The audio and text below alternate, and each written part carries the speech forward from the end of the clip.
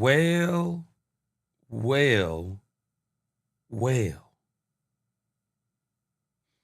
The Cowboys did something that I am still blown away that they did. Jerry Jones and the Dallas Cowboys have shocked the NFL world, and Jerry Jones has stuck to his guns, and Jerry said, heck to the no.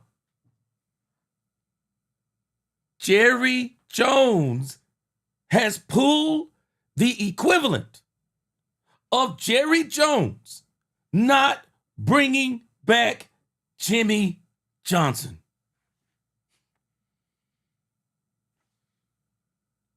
The Dallas Cowboys have shocked the NFL world and have traded Micah Parsons.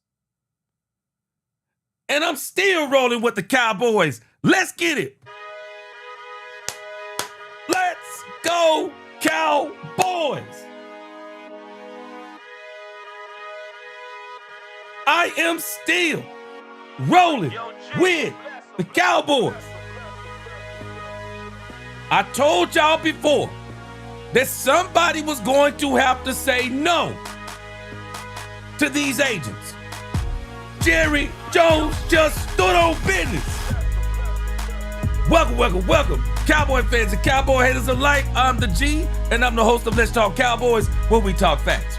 And if you like this video, please don't forget to like, share, subscribe, hit that notification bell so you know the next time we post another video or go live, and we are live. And if you haven't become a channel member or subscriber yet, please do. We have a lot of great things coming up in this season. Let's go. There is only one thing that we can absolutely talk about today. Jerry Jones stood on business. I told y'all before, I said, somebody, it's got to come to a point where the Cowboys stand on business. Did I not tell y'all yesterday? After this, when Micah Parsons said, I need to get this second opinion on my back, did I not tell y'all yesterday? This sounds eerily like Jalen Ramsey. It sounded eerily like Jalen Ramsey. When Jalen Ramsey requested the trade from the Jaguars, started talking about his back, what happened? What did I tell you? David Mulugeta got Jalen Ramsey up out of there. David Mulugeta strikes again. And Jerry Jones said, heck to the no. Jerry said, I'm going to tell you how to deal with it. Jerry said, heck to the no. Man, let me tell y'all something. I'm still rolling. I'm still rolling with the Cowboys. And for all these people talking about the Cowboys can't win without Micah Parsons, stop it. This team has been and will continue to roll through Rain, Dakota, Prescott. It is what it is, whether people like it or not. That's who this team rolls through. That's who this team rolls through. And I am telling you this, man, I'm hoping, I'm sure that there's going to be some press conferences and things of that nature. But nevertheless, man, let's talk about it. Let's get us a quick roll call in. I won't be able to get all of y'all. It's already 298 and counting, so I will not be able to get everybody, but I'm going to get as many of y'all as we can as we get started talking about the Cowboys have traded Micah Parsons. The Cowboys have traded Micah Parsons. Ooh, I got something to tell y'all. And I could be totally wrong, but I'm going to tell you what I got something to tell you. But let's get this roll call in first. Let's get this roll call in. I appreciate y'all rocking with me today. Let's go. Let's go. Yo, G, bless him. See, no. Well. My man Daniel in here, right here, man. Let's go. D said, I hope Michael hates the cold. Boy, no doubt. Jason Lewis, Cool Joe in this thing. What's going on with you? On Dub 763. What's going on with you? Let's go. Shady Marty, what's going on with you? Good to see you up in here. Mr. V9370, what's going on? Good to see you up in here. Bert DJ, is this news really true? From what my understanding is, it is true. Brian Davis, all y'all was crying about Michael's antics. Got y'all wish today. Lost a generational talent. Well, we're going to see what we're talking about today. Brian, welcome to the show. R-Dub up in the crib. He said, good riddance. He said we should have gotten more for him, and we definitely should not have sent him to the Packers. But good riddance. I wish him well, but he may not even last the season. R-Dub, this is where I'm going to be today on this conversation this comment you just made right here. This is where I'm going to be. Ruffin 8385, he said, you said that Cowboys fans are in an uproar, no faith in the team. Last I checked, Dallas can still have a great season. They just have to come together and really want to win, period. Ruffin, let me tell you something. You want to talk about a rally cry? Let me tell you something. James Slater had already reported this. Some of these players were tired of Micah Parsons. They were tired of Micah Parsons. We're going to get more into this today. I'm telling you, some of these players were tired of Micah Parsons. All right, Booby D up in this thing. What's going on?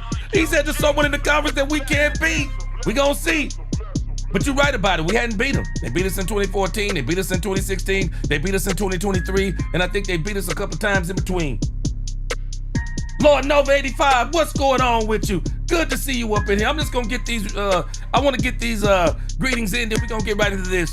Gabo Fett, what's going on? He says, interesting season. My sister LaQueen, from the beginning, she says, oh, I knew. She said, I knew it. I didn't think Jerry was going to keep him. Too much drama. Now Michael back is good. All of a sudden, Queen, all of a sudden.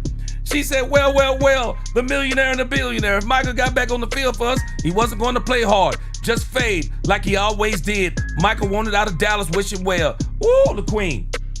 He gonna find out something. Nobody's gonna care about his podcast anymore.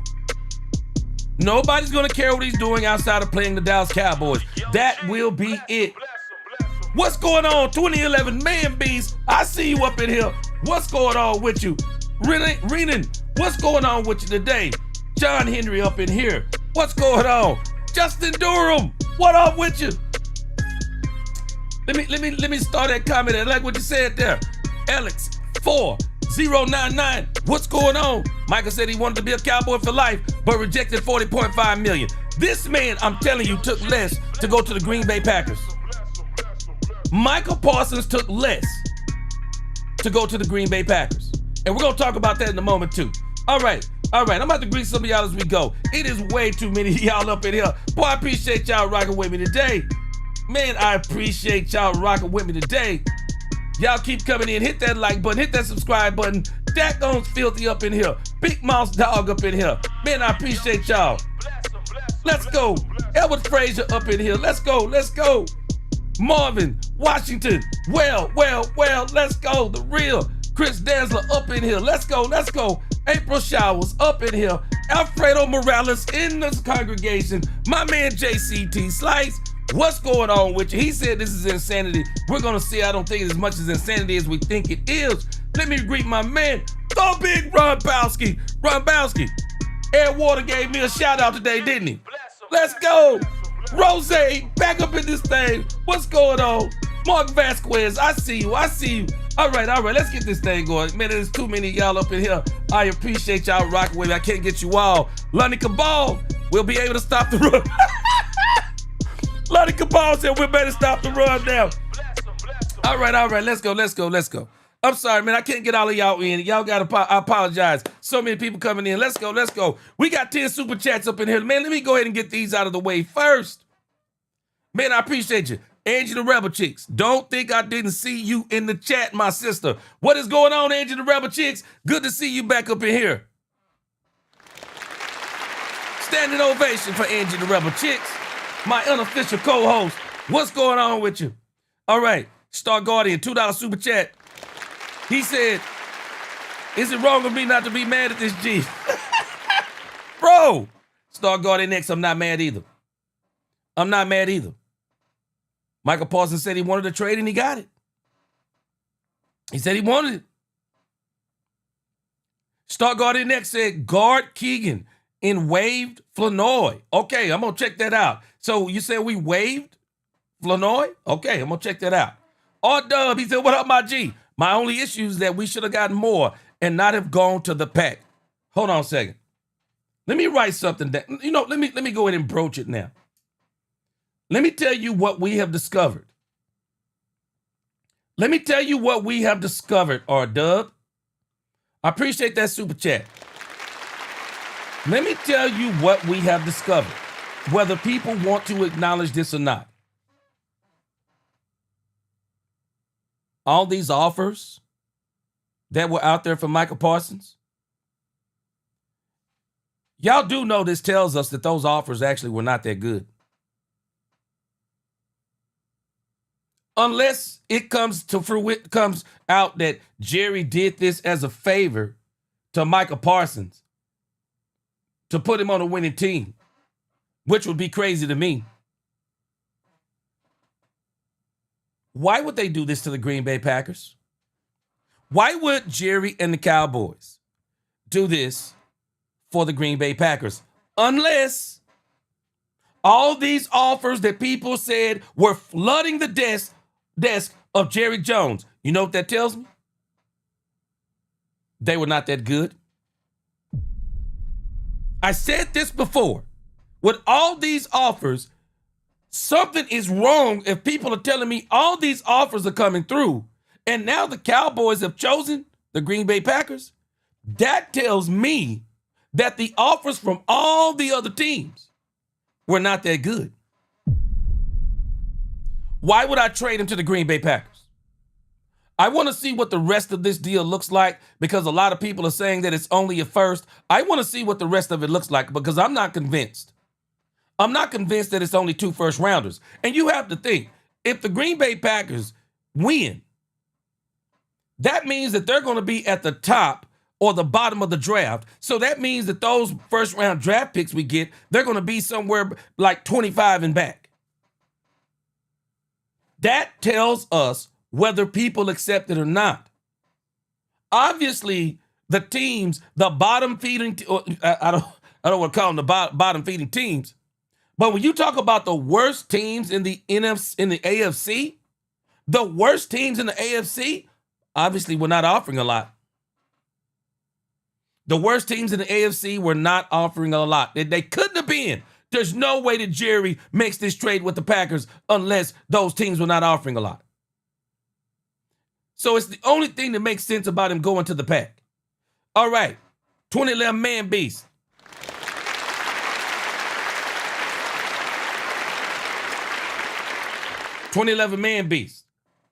Let's make another point based off of what you said. So my first point is, and I'm going to talk about this more today. What were the offers? Because this is telling me the offers were not that good. But let me go to your point. You said this is the most ridiculous trade. Those picks are going to be in the mid-20s. See, that's my point. The defensive tackle is almost 30, and we have to play them this year. This is stupid. Jerry Jones failed on this. Let's pump the brakes on Jerry failed on this. But I want to deal with real quick with the point that you made that this is the most ridiculous trade because it's in the mid-20s. It must have been it must have been the best offer the Cowboys got. And not only that, let me tell you something. Let me write this down.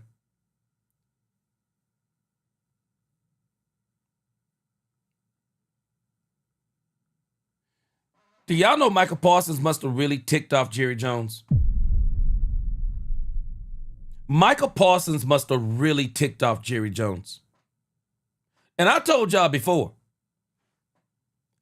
when he wrote the letter and said, I didn't want to be a part of the team, I told you right there, for me, that would have been a point of no return. He goes and erased the Cowboys off of his social media. Then he goes and files a grievance. Then he goes and gets a second opinion on his back. Micah Parsons ticked Jerry Jones off, and especially by them negotiating a monster deal. I promise y'all, I bet you it comes out that Jerry Jones was offering Micah Parsons way more than what he got from Green Bay. How much you bet? How much you bet Jerry Jones was offering more than he got from Green Bay? Probably got less years. But nevertheless, I promise you, I bet you he took less money because David Mulugeta convinced him. You'll be able to hit the market again. Man, Micah Parsons is 26 years old. Who knows what this man is going to look like at 30? Jerry Jones was offering this man the Cowboys for life. From what my understanding is, he turned down, I think, a 6-year deal, $202 million. We're going to see how all this comes out. But I'm telling you, one, the offers could not have been what everybody was saying. None of the teams in the AFC wanted Micah. None of the teams that could have got the Cowboys draft capital obviously didn't want him in the AFC. It's the only thing that makes sense with the Green Bay Packers. I would have loved to see what Dan Quinn was offering. If Dan Quinn was even in the race. But nevertheless, these offers tell us they didn't offer anything. Nothing. Angie the Rebel Chicks, you are making one of the best points of the day. Angie the Rebel Chicks. Whether we like what you're saying or not, let me tell you what also transpired. I'm writing all these points down as I'm going. Jerry standing on the Eberflus scheme. Angie, there is no way. I'm not going to believe that Jerry Jones didn't sit down with Brian Schottenheimer. Because I'm just telling you, who's to say that Brian Schottenheimer didn't tell Jerry, I don't want this thing with Micah Parsons. We'll never know behind closed doors, but I'm telling you, Jerry Jones didn't make this decision by himself. Angie, how much you bet he went and asked Matt Eberflus? Can you win without Micah Parsons? Did I not tell y'all when they first signed James Houston, I said Jerry is preparing himself. Jerry is preparing himself. Jerry is preparing himself for life without Micah Parsons. And Jerry Jones, this got Jimmy Johnson stuff written all over it. Jerry wanted to prove to Jimmy he could win. He could win without Jimmy. And for Jerry to trade him to Green Bay, Jerry is saying, we're going to win without Micah Parsons. You watch what I tell you. The draft picks that the Cowboys got from the Green Bay Packers, I will not be shocked if they parlay those and trade those picks away and move up even further in the draft. The Cowboys are saying, no, we can do this without Micah Parsons. And again, Angie, he had to have went to Matt Eberflus and said, can you do this without Micah Parsons? And I guarantee you, Matt Eberflus said, yes, we can do it. I guarantee you he said we can do it. Great point. He's riding with Matt Eberflus on this, and he's riding with the coaching staff. User PK8UF3R7V. He said Micah had character issues. We don't need it. Hey, user, I just wonder if they went to Brian Schottenheimer and Brian said, I don't want this. Let me tell y'all something. Micah Parsons was a handful for Mike McCarthy last year. I'm just wondering if Brian Schottenheimer didn't want any part of this. I'm just wondering. Alex4099, he said, we got a good deal for Parsons, in my opinion. Hey, appreciate that super chat.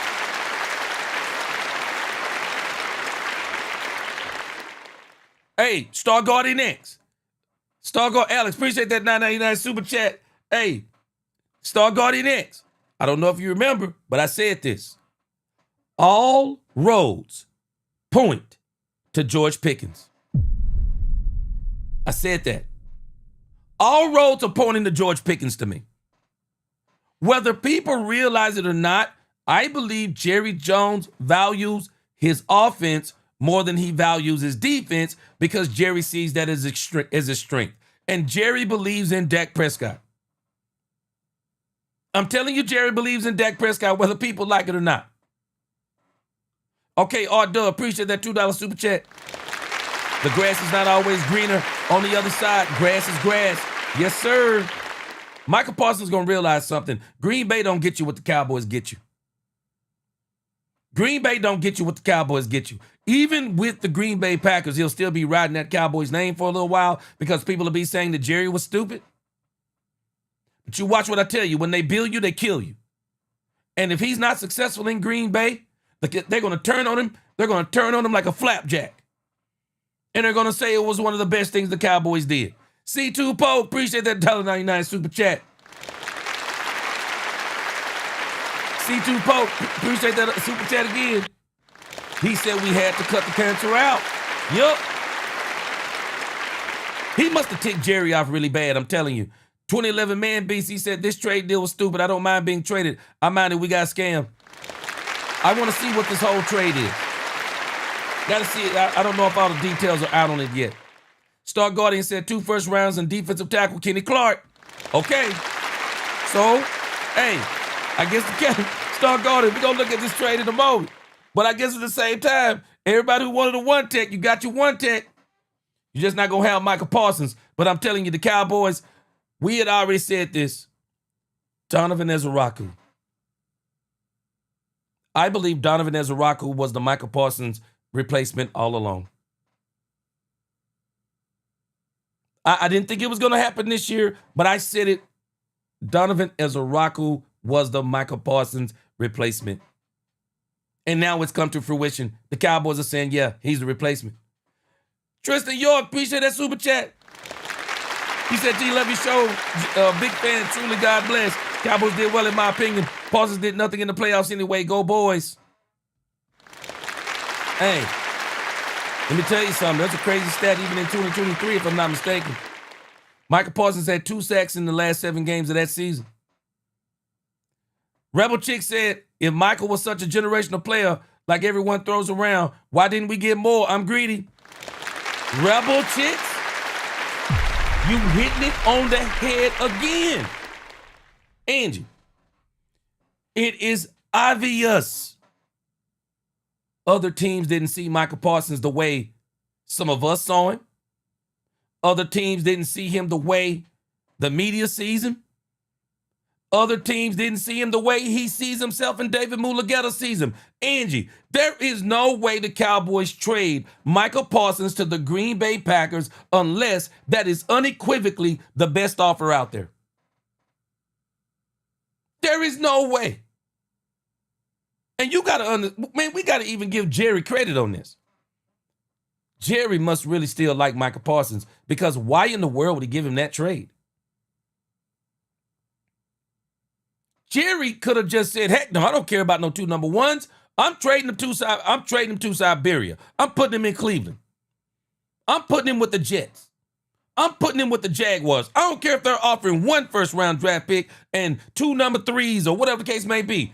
Jerry put this man in a winning situation. But I'll tell you this. This also tells me something else. I want to see the entire details of this deal. It also tells me something else. Maybe Jerry is not afraid of Jordan Love. Maybe they don't see Jordan Love the way some people do. Because Jordan Love has only had a half of a good season. He's still got to prove to us he can have a good season. I'm telling you, this got Jimmy-ish written all over it. All over it. And I'm with you, Angie. If he's such a generational player, how do you not get more for him? How do you not get more for him? All right. Mitchell Roman, appreciate that super chat.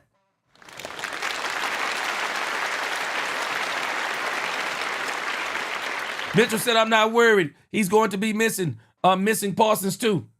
Hey, I'm telling you, I think the Cowboys are going to be fine without him. I do. I think they're going to be fine without him. Just too much of a headache. Mills 3679, what's going on? He said, finally got our one tech. Hey, Mills, that's what we were begging for, right? That's what we were begging for. Finally got our one tech. Yes, sir. Finally got our one tech, 6'3", 314 pounds, 3 Pro Bowls. Great. Let me tell you something. Mills, I have been saying this. Now, I didn't believe Jerry was going to do this. But I said, but if he did it, Jerry had already prepared himself. Sam Williams healthy. Dante Fowler back. Donovan Ezeraku. When you look at what the Cowboys did, James Houston, and I'm telling y'all, James Houston was getting sacks against great competition. His last 7 games, he had 8 sacks, and I'm talking against great competition. You don't replace, I said it before, you don't replace Micah Parsons with one player. You replace Micah Parsons with multiple players. It's the only way you can do it. And I was not buying that one player is better than 4 when you can line up 4 players. Watch this. Watch what else this does. Eberflus will now not have the problem that Dan Quinn had, Mike Zimmer had. They're actually going to have players that they can put in the scheme rather than a player out there they're saying, hey, he's a one-trick pony, he's a pass rusher. So we have to leave him alone and let him just rush the passer. Let me tell y'all something you might not be realizing. By Jerry Jones trading Micah Parsons, the team now belongs to Brian Schottenheimer. The team belongs to Brian Schottenheimer. The leader of the team is exactly who it's supposed to be. The one who handled his contract the best. Dak Prescott is the unequivocal leader of this team. They put this team right back in his hand where it belongs. And we've been saying this all along. Man, Micah Parsons, even if he's a generational player, he's not a generational leader. Everything he did screamed he's not a leader. Everything he did was screaming it. And I'm telling you, this is going to help this team. It might not help them in what people may call the short run, but this is a long-term help. Micah Parsons was going to be a headache. He was going to be a headache. I'm just telling us. Micah Parsons was going to be a headache. And Jerry has gotten rid of a huge headache for this team. You watch what I tell you. This team will be better in the long run for it. All right, Jamal Ism, I appreciate that $9.99 super chat. Jamal Ism, he said, I love this. Jerry standing on business. Jamal Ism, I said, Jerry going to have to stand on business on one of these because if Jerry didn't stand on business, I said that Jerry almost has to follow all the way through on this thing with David Mulugeta. He had to follow all the way through on David Mulugeta. Because if Jerry didn't follow through on this one, this doggone Athletes First was going to run over Jerry Jones on the rest of these contracts. Jerry said, heck no. Not this one. I offered this man the king's ransom. He didn't take it. Go to Green Bay, take less, play in the cold, play with Jordan Love, whatever the case may be. But we're going to let you go. Jamal Ism said Michael rubbed a lot of people wrong. Yes, he did. James Slater even reported a lot of the players were saying that Micah Parsons rubbed them the wrong way. You have to remove a cancerous player like him out. Watch the defense play better. Jamal Ism. They call this the Patrick Ewing. I think they call it the Patrick Ewing effect. I think we talked about it last year.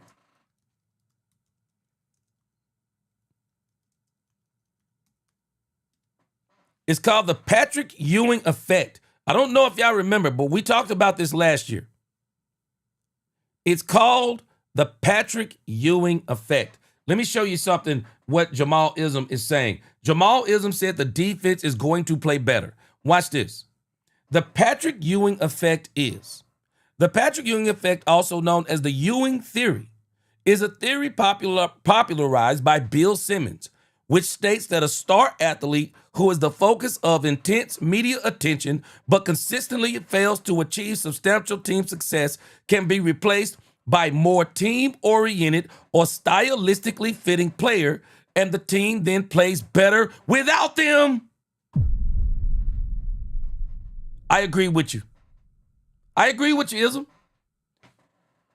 This was the worst year for Micah Parsons and the best year for the Cowboys to deal with this issue.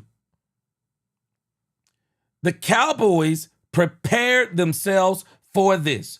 Not only that, have we not forgot, the Cowboys also signed the defensive end from the Baltimore Ravens? If we don't think that Jerry was already preparing, we should have knew when Jerry went and got the defensive end from doggone Baltimore. This is what Jerry was saying. Guys, enough's enough. Enough's enough. So again, the Ewing theory. Watch this team play better. They all got players on this team. Sam Williams is out to prove something. Sam Williams wants to prove that he's worth the contract. Donovan Ezerako, we already got him. He's going to be a monster probably by midseason. I'm telling us, man, the Cowboys are going to be absolutely better for this in the long run. You watch what I tell you. C2 Polk, he said, we're going to be better definitely without Micah and Clark at defensive tackle. I agree. The Cowboys have a ton of edge rushers. But I would dare say, if you want to stop the run, well, Clark at defensive tackle is probably more valuable than Micah Parsons. I'm just telling you, man. We've been begging for a one tech. Lynn Wood, he said, hey, appreciate that super chat, Lynn Wood. He said, let's go, G. It's Cowboys for life. Yes, sir. Cowboys for life, Lynn Wood. Let's go. Lynn Wood said, nobody is above the team. He said, nobody is above the team. He said, Dak, CD, and everyone else got paid. Micah showed his true colors. Yeah, I'm telling you, I think Jerry said, heck no, this is crazy. Jerry said, nope, not doing it. Jerry said, not doing it. All right. USMC. Appreciate that $5 super chat.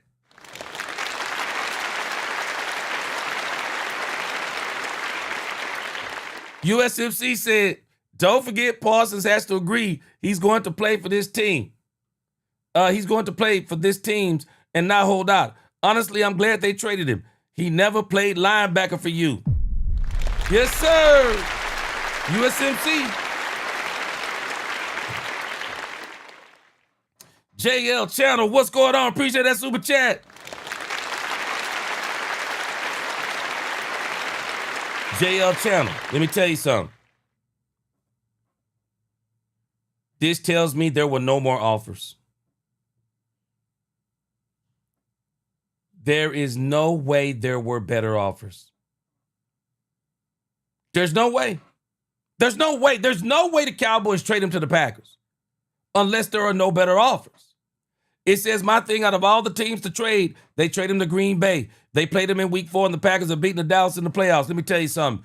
Boy, Jerry is challenging his team, y'all. Jerry is challenging his team, J Channel. We're going to trade Micah Parsons, and I want y'all to perform. And not only do I want y'all to perform, I want y'all to beat the Green Bay Packers. This is going to be great. I'm telling you, this is team building. This is team building. KCJ1, he said, we now have 2 legit defensive tackles and edge setting defensive ends. Facts. I think the Cowboys got better, whether we admit it or not. Blue Blood, appreciate you. Michael doesn't realize what he's done. Blue Blood. Jerry was offering this man to be a Cowboy for life. Jerry was offering this man business partnerships. Jerry was offering this man endorsement deals. Jerry was offering this man everything. I promise you, David Mulugeta in the long run will never be able to match what Jerry Jones was offering Micah Parsons. Jerry Jones was offering Micah Parsons to be a member of the family. He turned it down. I'm telling you, I'm not playing in Green Bay. I'm not doing it. Sky B faded. He said, while it does sting a little bit, do we need to remind everybody that Parsons only has 1 sack out of how many playoffs? 1 sack, 4 playoff games. There's also another crazy stat. Down the stretch of the 2023 season, I believe the one that they're talking about, 2 sacks in 7 games. I'm telling us. Tony Luzzatto, what's going on with you? He said, it's cold up there, G. Man, let me tell you something. I'm not playing in that weather. Shoot. I'm not playing in that weather. Angie the Rebel Chick, she said, moment of silence for every fan with a Michael jersey.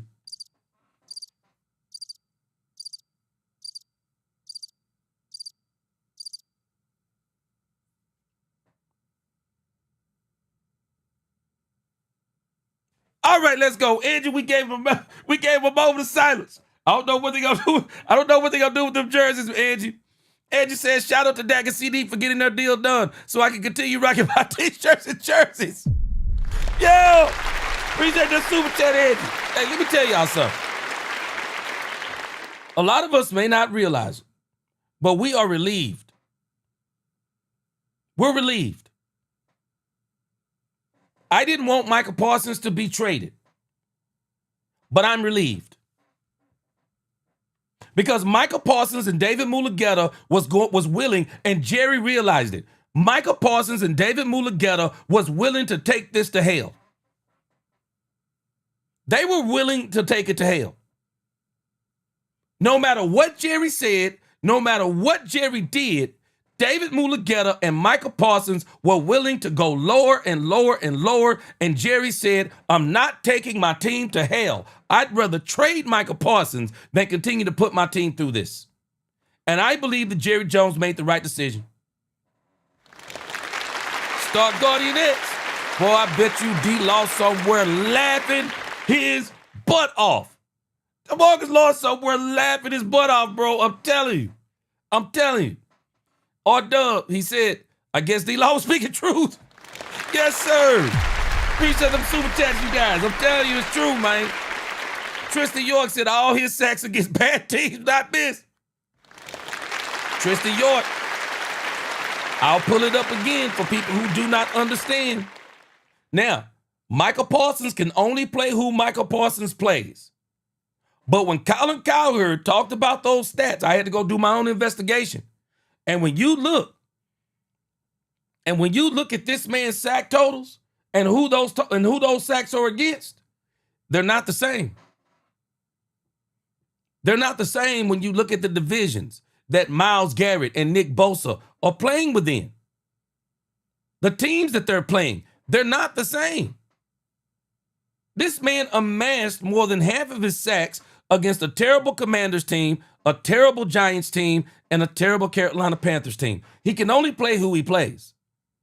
But where was he down the stretch in those seasons of 2023? And even Stephen A. Smith, as much as he's screaming about Micah Parsons, he was one of the main people talking about Micah Parsons disappears down the stretch.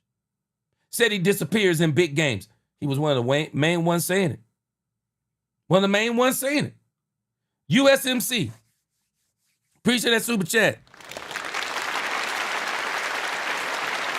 USMC said Parsons was a guy that could run around someone really fast. He was hiding his faults. It's why he never played linebacker. It exposed who he truly was.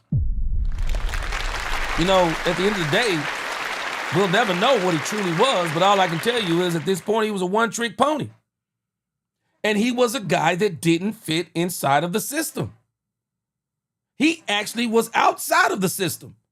If he played for you, he had to do what he wanted to do. No, I'm telling you, this is a relief for Brian Schottenheimer. This is a relief for Matt Eberflus. This is a relief for Dak Prescott. This is a relief for this entire team, and this fan base don't realize it, but it's a relief. And I'm going to tell you what's going to cure all of this to where people will be saying, Micah Parsons who? Win. Win. Win. All you need to do is win. Win. Stop the run. Something that the Cowboy fans have been begging for. Stop the run. Stop the run and still lead the league in turnovers. Still be one of the top pass rushing teams. Man, I'm telling you, sometimes we want it both ways. You got what you wanted. We got a one-tech. We got him. Eternal Dynasty, appreciate that super chat. He said we giving Donovan Ezeraku number 11. R-Dub, he said, so now we just have to run Michael's. Dub said that all we got to do is run the Micah Parsons side. boy, y'all killing me. I love it. Let's keep it going. All right, Jason, appreciate that super chat.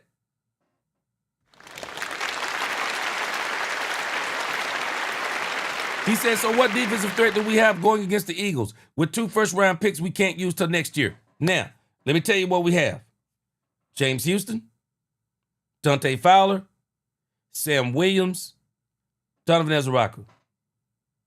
We have 4 bona fide pass rushers on this team, whether we realize it or not. We have 4 bona fide pass rushers. And I'm telling y'all, James Houston, he can rush the passer. And I was telling Ed Warder today, and some of these people on his thread, y'all don't think that these players like Sam Williams, while they may not be celebrating in front of everybody, let me tell you something. If I'm Sam Williams, I'm ecstatic. I'm ecstatic right now if I'm Sam Williams.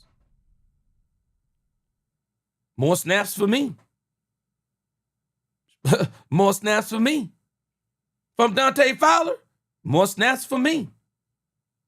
If I'm James Houston, boy, I really get to prove to people who I am, who I was before I got that ankle injury. If I'm this team, I'm telling you right now, this defense, I'm ecstatic. I'm ecstatic.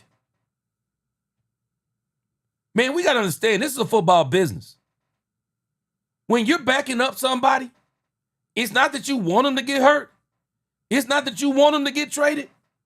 But I bet you this, you're not sad when they get traded. Shoot, I'm about to get more snaps than everything else. Yeah, we got players. Jason, we're gonna look at that depth chart. Oh no, we got players that can rush the passer. Yes, sir, Corey. We will be better without him. He said Cowboys for life. Appreciate that $4.99 super chat.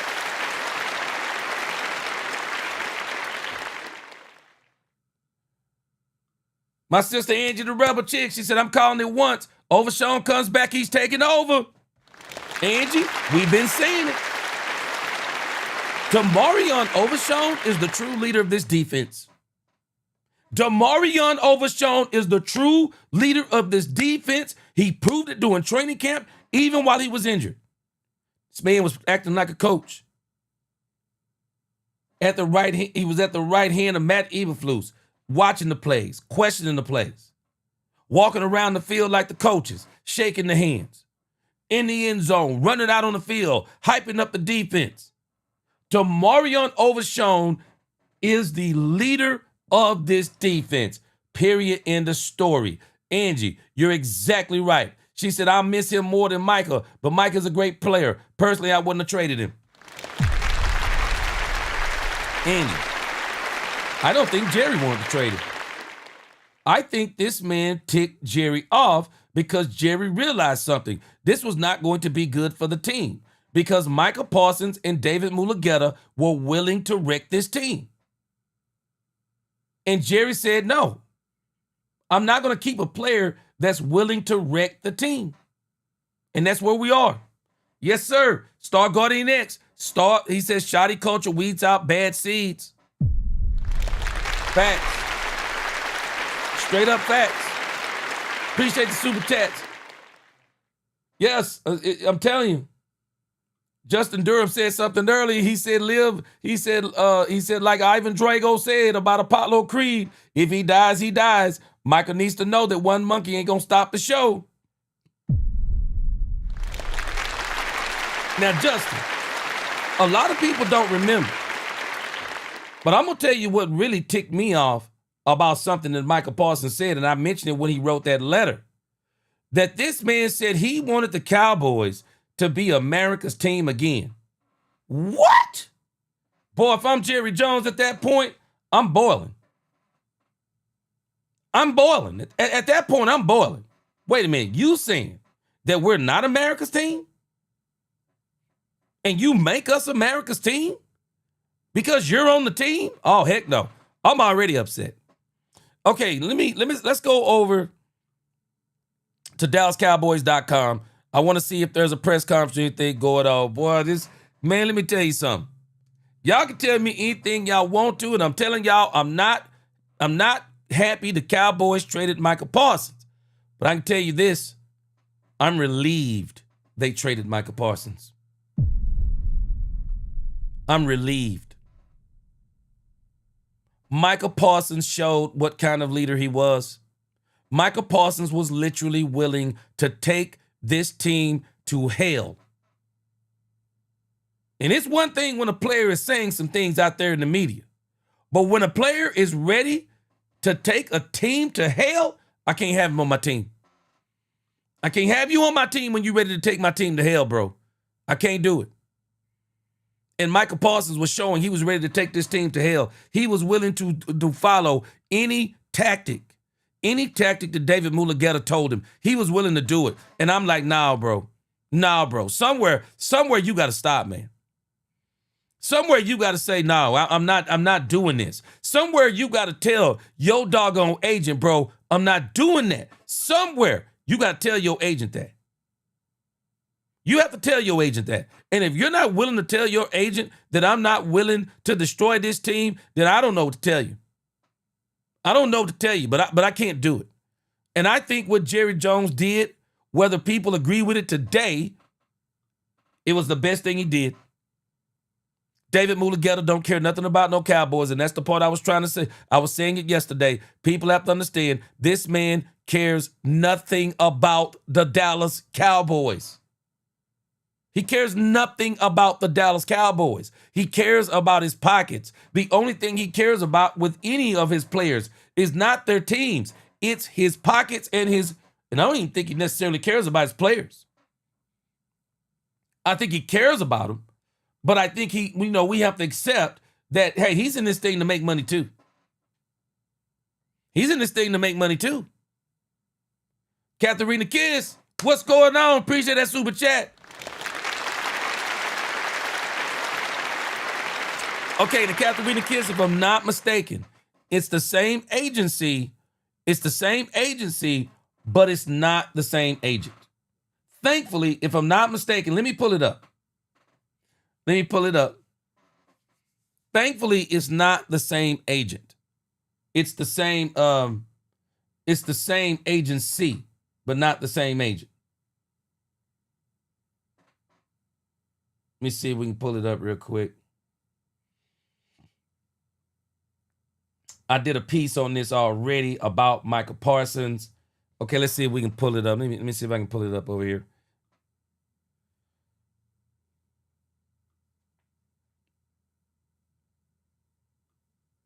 All right, let me put this back together for us real quick.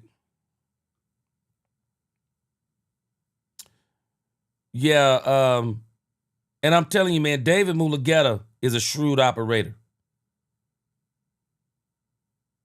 And I just can't believe that Micah Parsons was willing to part with the Dallas Cowboys. But I'm going to tell you something. Nisi is not on here today. But Nisi said something that is very valuable for anybody when you start dealing with your boss and trying to be friends with your boss. Understand, there's going to be a point in time where he's going to prove to you that he's your boss. Number two, anytime you get personal with your boss and you start trying to do things on a personal level, you're going to each other's houses, you're fraternizing outside of work, you become best friends and blah, blah, blah. The moment there's a business disagreement, you start letting your personal feelings get in the way of that agreement.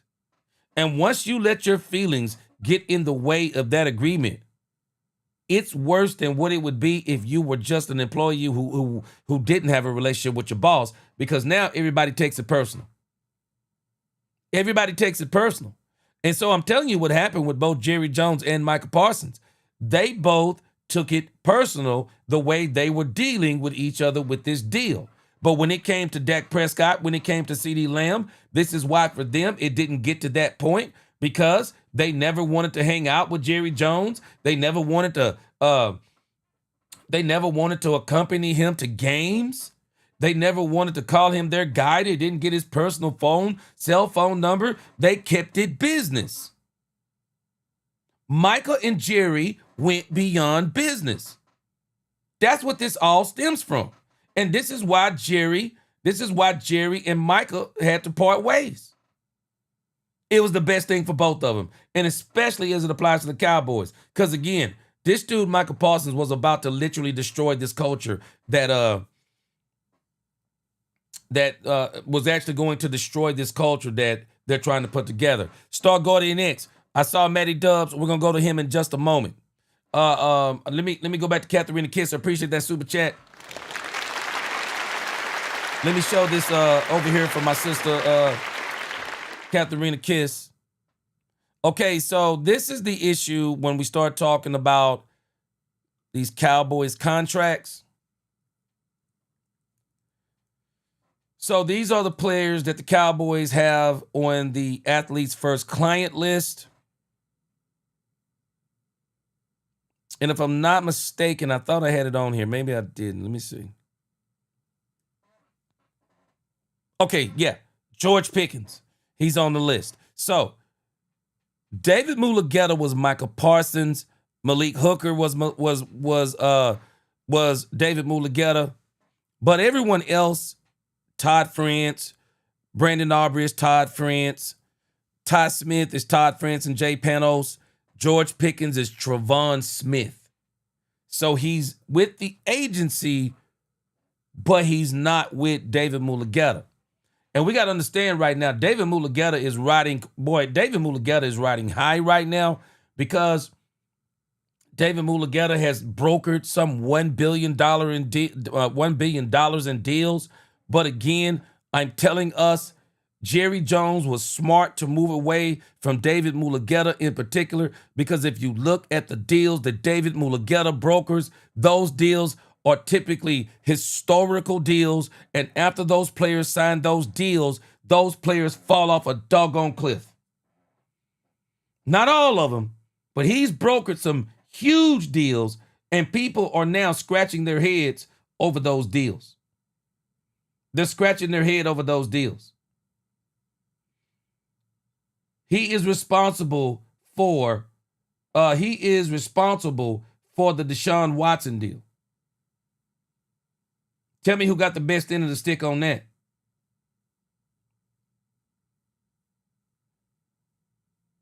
Let me pull up his client list real quick. And I'm telling you, Jerry Jones did good to get away from David Mulugeta. And I don't think this was a Micah Parsons thing. I don't. I don't think it was a Micah Parsons thing, contrary to what people may think. Don't think it was a Micah Parsons thing as much as it was a Micah Parsons listening to David Mulugeta, and he allowed David Mulugeta to do exactly what he did with Jalen Ramsey and traded him out of the best place that you can be in sports.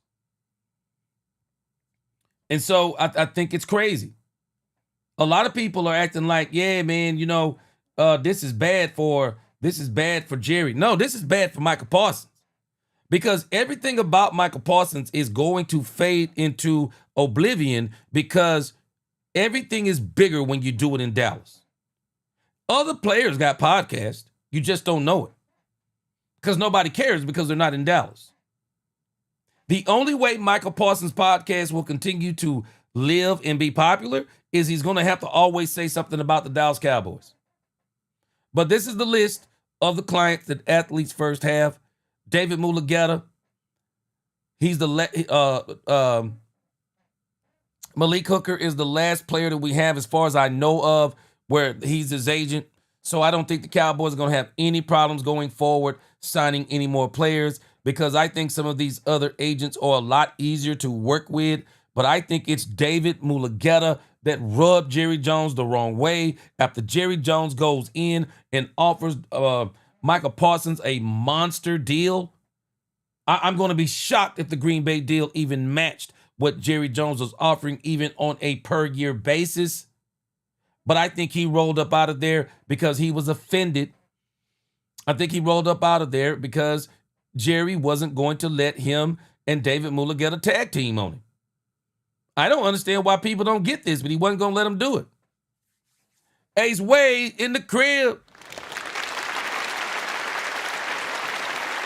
Appreciate that super chat. Ace Wade said, We move. Donovan Ezeraku season. Yes, sir. Yes, sir. Tony Luzzatto, he said, G, how about them Cowboys? I'm with you. I'm rolling with the Cowboys. I said it today. And let me tell y'all something. I was telling Ed Water this today. These players had already prepared themselves. These players had already prepared themselves. Stop thinking these players are heartbroken. They're going to be sad, but this is a business. These players are not heartbroken. They're not they're sad, but they know. Man, I got my own business to worry about. Big Rombowski, you know me, I'm going to tell you in a moment, if I'm wrong, I'm wrong, and I'm not going to dig in on something so bad that I want to try to be right for the sake of being right. No. All that we aren't trading Micah, and I was saying it. I said we're not trading Micah. And I did say this, Big Rombowski. I said I'm choosing to believe. I'm choosing to believe.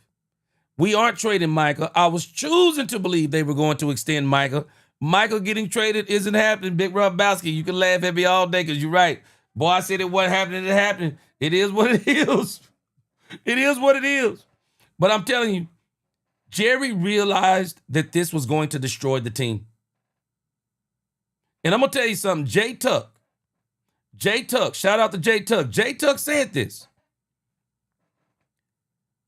Jay Tuck said that even if the Cowboys signed Micah Parsons, he said this weeks ago. He said if the Cowboys signed Micah Parsons, it won't be the same. And my response was, well, why sign him? I didn't respond to the Jay Tuck, but I talked about it here. If you know that even if you sign the player, that is still not going to satisfy him, and he's not going to play with his heart. Well, if you know all of this, it would actually be better for you to trade him because he'll never put everything into your team again. Delta Roots, what up? I told you, G, in the comments, he's not getting signed. Hey, you're right. He didn't get extended. He didn't get extended. Delta Roots follows that up and said, good riddance. Delta Roots said, hey, good riddance. Will Robinson, what's up? Cowboys had no choice. They couldn't pay him and win. You're right about the multiple players. You now have 4 hungry players versus 1 hungry player. It's a team defense now. It's not a one-trick pony. This is what I was telling everybody, Will Robinson. You don't replace Micah Parsons with one player.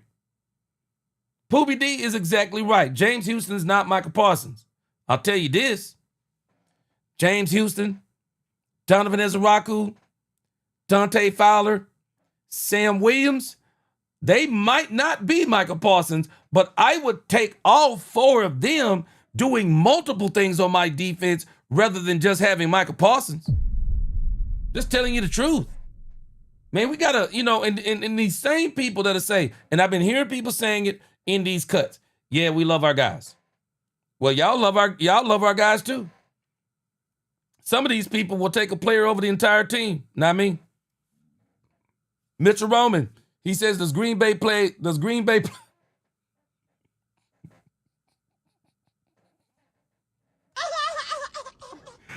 Boy, this man, Mitchell Roman, just stepped up in here clouded. Wait a minute.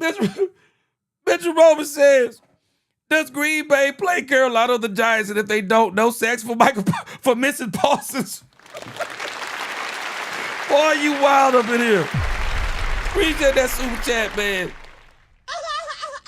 Boy, appreciate that super chat. And I'm going to show you what he's talking about here in just a moment. But again, these are the clients, Miss Matrix, Catherine the Kiss. These are the clients. So the Cowboys are not going to have a problem. They're not going to have a problem going forward. But let me show y'all something else that I had put together on this whole thing with Micah Parsons a while back.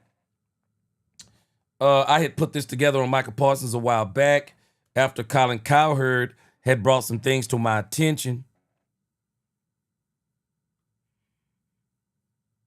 And I'm not hating on Micah Parsons, but I'm just telling us that I think sometimes we paint pictures of players that's not true. And like I was telling somebody today, the only player I'm worried about on this team that if he's not here, we're going to have a hard time winning is Dak Prescott, because Dak Prescott gets the ball in his hands more than anybody on the team. So if it's not Dak Prescott, I'm not worried about it. And especially when we're talking about an edge rusher who, while he is disruptive, show me the multiple strip sack fumbles. Show me the interceptions. Show me the fumbles that he's caused. Show me the big plays like we seen from Demarion Overshown last year, Thanksgiving, rushes the passer, runs right past the blocker, tips the ball to himself, runs it in for a touchdown. Show me those plays. You show me those plays, I'm like, man. But again, Demarion Overshown is the leader of this squad, and the Cowboys know it. My man Ron Hanna up in here. What up with you, Ron? He said, we were saying he's generational. Funny how the rest of the league don't think so. Also remember, it's strength in numbers, and the NFL is the numbers game. Football is the ultimate team sport. It is the ultimate team sport. And I am glad, I'm telling you, they had to do this. Cowboy fans, whether we realize it or not, they had to do this. They had to do it because it was going to take this team to hell if they didn't. Deion Jefferson, he said, I got a Dez Bryant jersey. He gets released. He said, I get a Zeke jersey. He gets released. He said, I get a Micah Parsons jersey. He gets released. Boy, Deion Jefferson. Deion Jefferson, don't buy no more jerseys right now, man. Deion Jefferson, don't buy no more jerseys. Do not buy no more jerseys, bro. Unless it's for a player we don't want. Fred Woods, addition by subtraction. I'm ecstatic. Me too. I'm relieved. I'm just relieved. I'm just relieved. I'm relieved. Lewis Bailey said Michael win at least 2 games without him not getting a sack, and that doesn't include the playoffs. Facts. Ryan R., this is the big thing. I hope those first-round pick turns into something. The defensive tackle better be good. Hey, let me tell you something. Angie the Rebel Chick said it best. They're rolling with Eberflus on this. They do. They're rolling with Eberflus. Daniel says, what does this mean for the Cowboys core? It's good. It's good for them. I'm telling y'all, it's good for them. I think even Trayvon Diggs will be better because of this. This is absolutely good for the Cowboys. I believe it is good for the Cowboys. Rolling Rothschild up in here. What up with you, man? Good to see you. He said the problem is Jerry got just a 1-year rental player for Micah. Jerry is like a drunken sailor blowing his talent. Rolling Rothschild, let me tell you something. I think this wasn't a talent issue. I think Jerry just realized that Micah Parsons was willing to take this places that he wasn't willing to take this with his first-year coach. I just think that's what this is. Jerry did the right thing with this. This is not what he wanted his first-year coach because Jerry was willing. And this is also telling me something about Jerry Jones. Jerry Jones was full well willing to make Micah Parsons play on the last year of that deal. And Jerry quickly saw that Michael was willing to continue to do whatever tactic he could use to get, because I don't even think it was anymore about getting a deal. I don't think it was about getting a deal anymore for David Mulugeta. David Mulugeta got in his feelings too because Jerry was disrespecting $1 billion agent in his eyes. And David Mulugeta, I believe he made it his mission to get Micah Parsons off the Dallas Cowboys and convince Micah Parsons he would be better without the Dallas Cowboys. And I still say Jerry did Micah a favor because I would have never traded him to the Green Bay Packers. I would have rather went to the New England Patriots and got me 1 draft pick rather than 2. But I do believe that Jerry Jones has in his mind that he's going to take these 2 first-round draft picks from the Green Bay Packers, and I believe Jerry Jones is saying, I'm about to parlay those into some more draft picks. And I believe even with the 1-year rental at the defensive tackle position, because I do think you make a very good point, Roland Rothschild, but Jerry got on his mind, but I'm just going to go get me another defensive tackle in the draft. I think that's what Jerry is. Jerry said, I'll just go get me another defensive tackle. If I can't re-sign him, I'll go get me another one. Jerry's not sweating this. Jerry's not sweating it. Throwback Sports Videos, he said DeMarcus Lawrence was right all along. He's laughing it up right now. Yeah, we talked about that earlier. He said, I told y'all so. D-Law was a true leader, yet nobody threw D-Law shade. Yes, sir. D-Law somewhere right now laughing his butt off. Bruce 3613. Packer fan podcasters unanimously didn't want the trade. Folks cried on all posts. Bruce 3613 said folks cried on both sides. He said that the Packers did not want to get rid of the defensive tackle they got rid of. He said, I think this is best for the Cowboys team. That point. Oh boy, let me tell you. September the 28th just turned into the biggest game of the Cowboys season. Sanchez, what's going on? Audie Sanchez. He said $188 million for 4 years, $136 million guaranteed. How much you bet Jerry was offering him more? How much you bet Jerry was offering him more? Jerry probably wanted more years, but Jerry was offering him more. All right, let me show you this real quick. I put this together a few weeks ago. Colin Cowherd said that Micah Parsons was a splash player. And he said something that got my spidey senses tingling. Because he was talking about that Micah Parsons wasn't even a top 5 defensive player for him. He said that Micah Parsons is terrible against the run. I think a lot of us would agree. And this is the part that got my spidey senses tingling. Colin Cowherd said a big chunk of Micah Parsons' sacks are against awful teams. 52.5 sacks in 4 years. This goes to this issue that Angie said that people say he's generational. But I think, as I said before, a lot of people don't give these teams scouts credit because these teams actually go out and do their due diligence and they really look at these players. They look at a lot more film than we ever would. And so Micah Parsons has 52.5 sacks in 4 years. But here becomes the problem. He's got 10.5 sacks against Washington. That's 20% of his sacks. When Washington was awful. He's got 5.5 of his sacks against the Carolina Panthers. That is, and we already know they've been awful. That's 10%. He's got 4.5 sacks against the Giants. That's 8.5% of his sacks. 20.5 of his sacks are against awful teams. That's 39% of his sacks. He also came up with 63 regular season games, 4 playoff games. 52.5 sacks in the regular season, 1 sack in the playoffs. 112 quarterback hits in the regular season, 4 quarterback hits in 4 playoffs. 9 forced fumbles in the regular season, 0 forced fumbles in the playoffs. And so he was basically just saying something that's very simple. That Micah Parsons is not that good against good teams. And even when you go down and look at how Micah Parsons played down the stretch of the 2023 season, 2 sacks in 7 games, and that was against the best competition that we played against that season. I'm not going to put this all on Micah Parsons, though. I think this is one of the seasons where I wish Micah Parsons wouldn't have gotten traded, because this was the season where Jerry had actually went and put a lot of talent around Micah Parsons.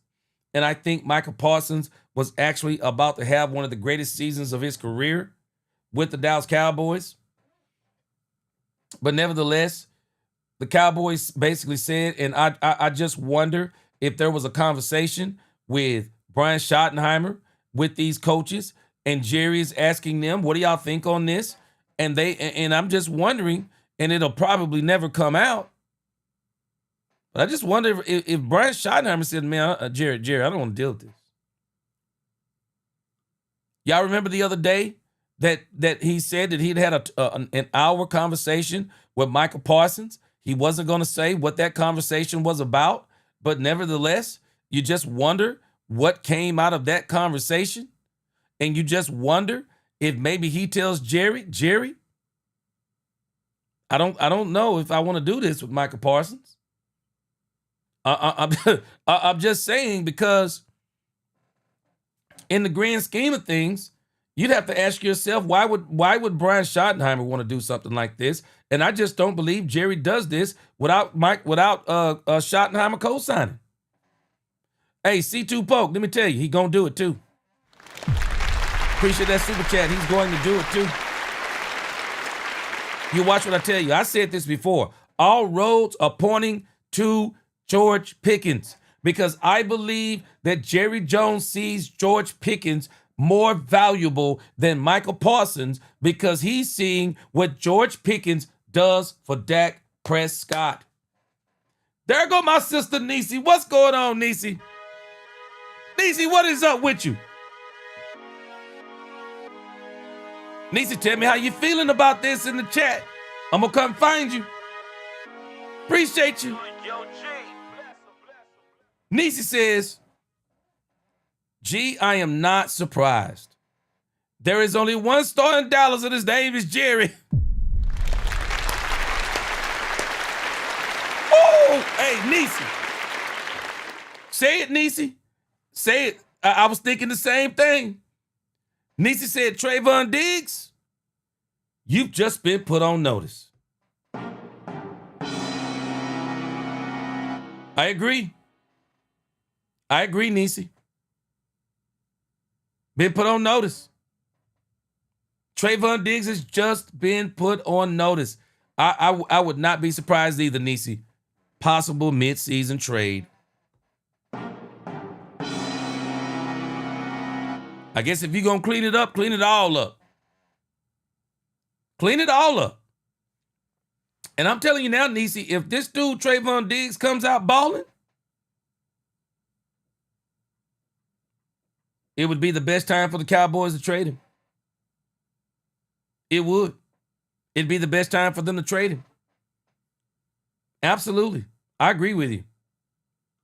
R-Dub, appreciate that $5 super chat.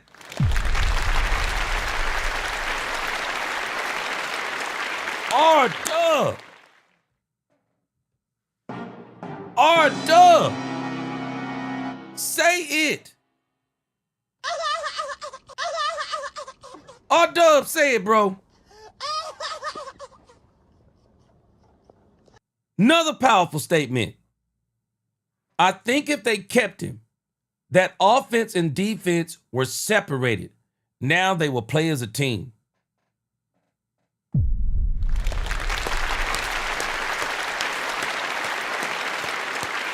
I 1,000% agree with you. I 1,000% agree with you. I'm going to keep my ears and eyes open. Y'all make sure y'all let me know. Keep your ears and eyes open if there is a press conference of any kind that comes down, because I got a strange feeling there will be a press conference today. If I was Brian Schottenheimer, I would do this today. I hope they don't do it tomorrow. I'd rather them do it today. I'm going to keep my ears and eyes open. I want to make sure, see if there's anything that comes down on this as far as a press conference goes. While we're waiting, let's go over here to our man, Matty Dubs. Matty Dubs talks about the defensive tackle for the Dallas Cowboys.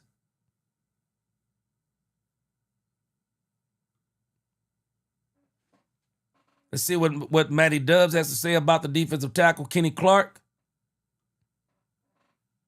Just traded Micah Parsons to the Green Bay Packers. I believe they are getting in return 2 first-round picks as well as an interior defensive lineman in Kenny Clark. Now, we all know that the Dallas Cowboys have struggled when it comes to stopping the run for the most part. Kenny Clark is someone that is good enough to help improve that area of their defense. I also made a video earlier talking about Donovan Ezraku and some of their other edge rushers. I actually really like what they have. Sam Williams, you got DE, you got Dante Fowler, you got so many other guys over there that are going to help you. Marshawn Nealon, right? You have the depth to withstand a loss of Micah Parsons.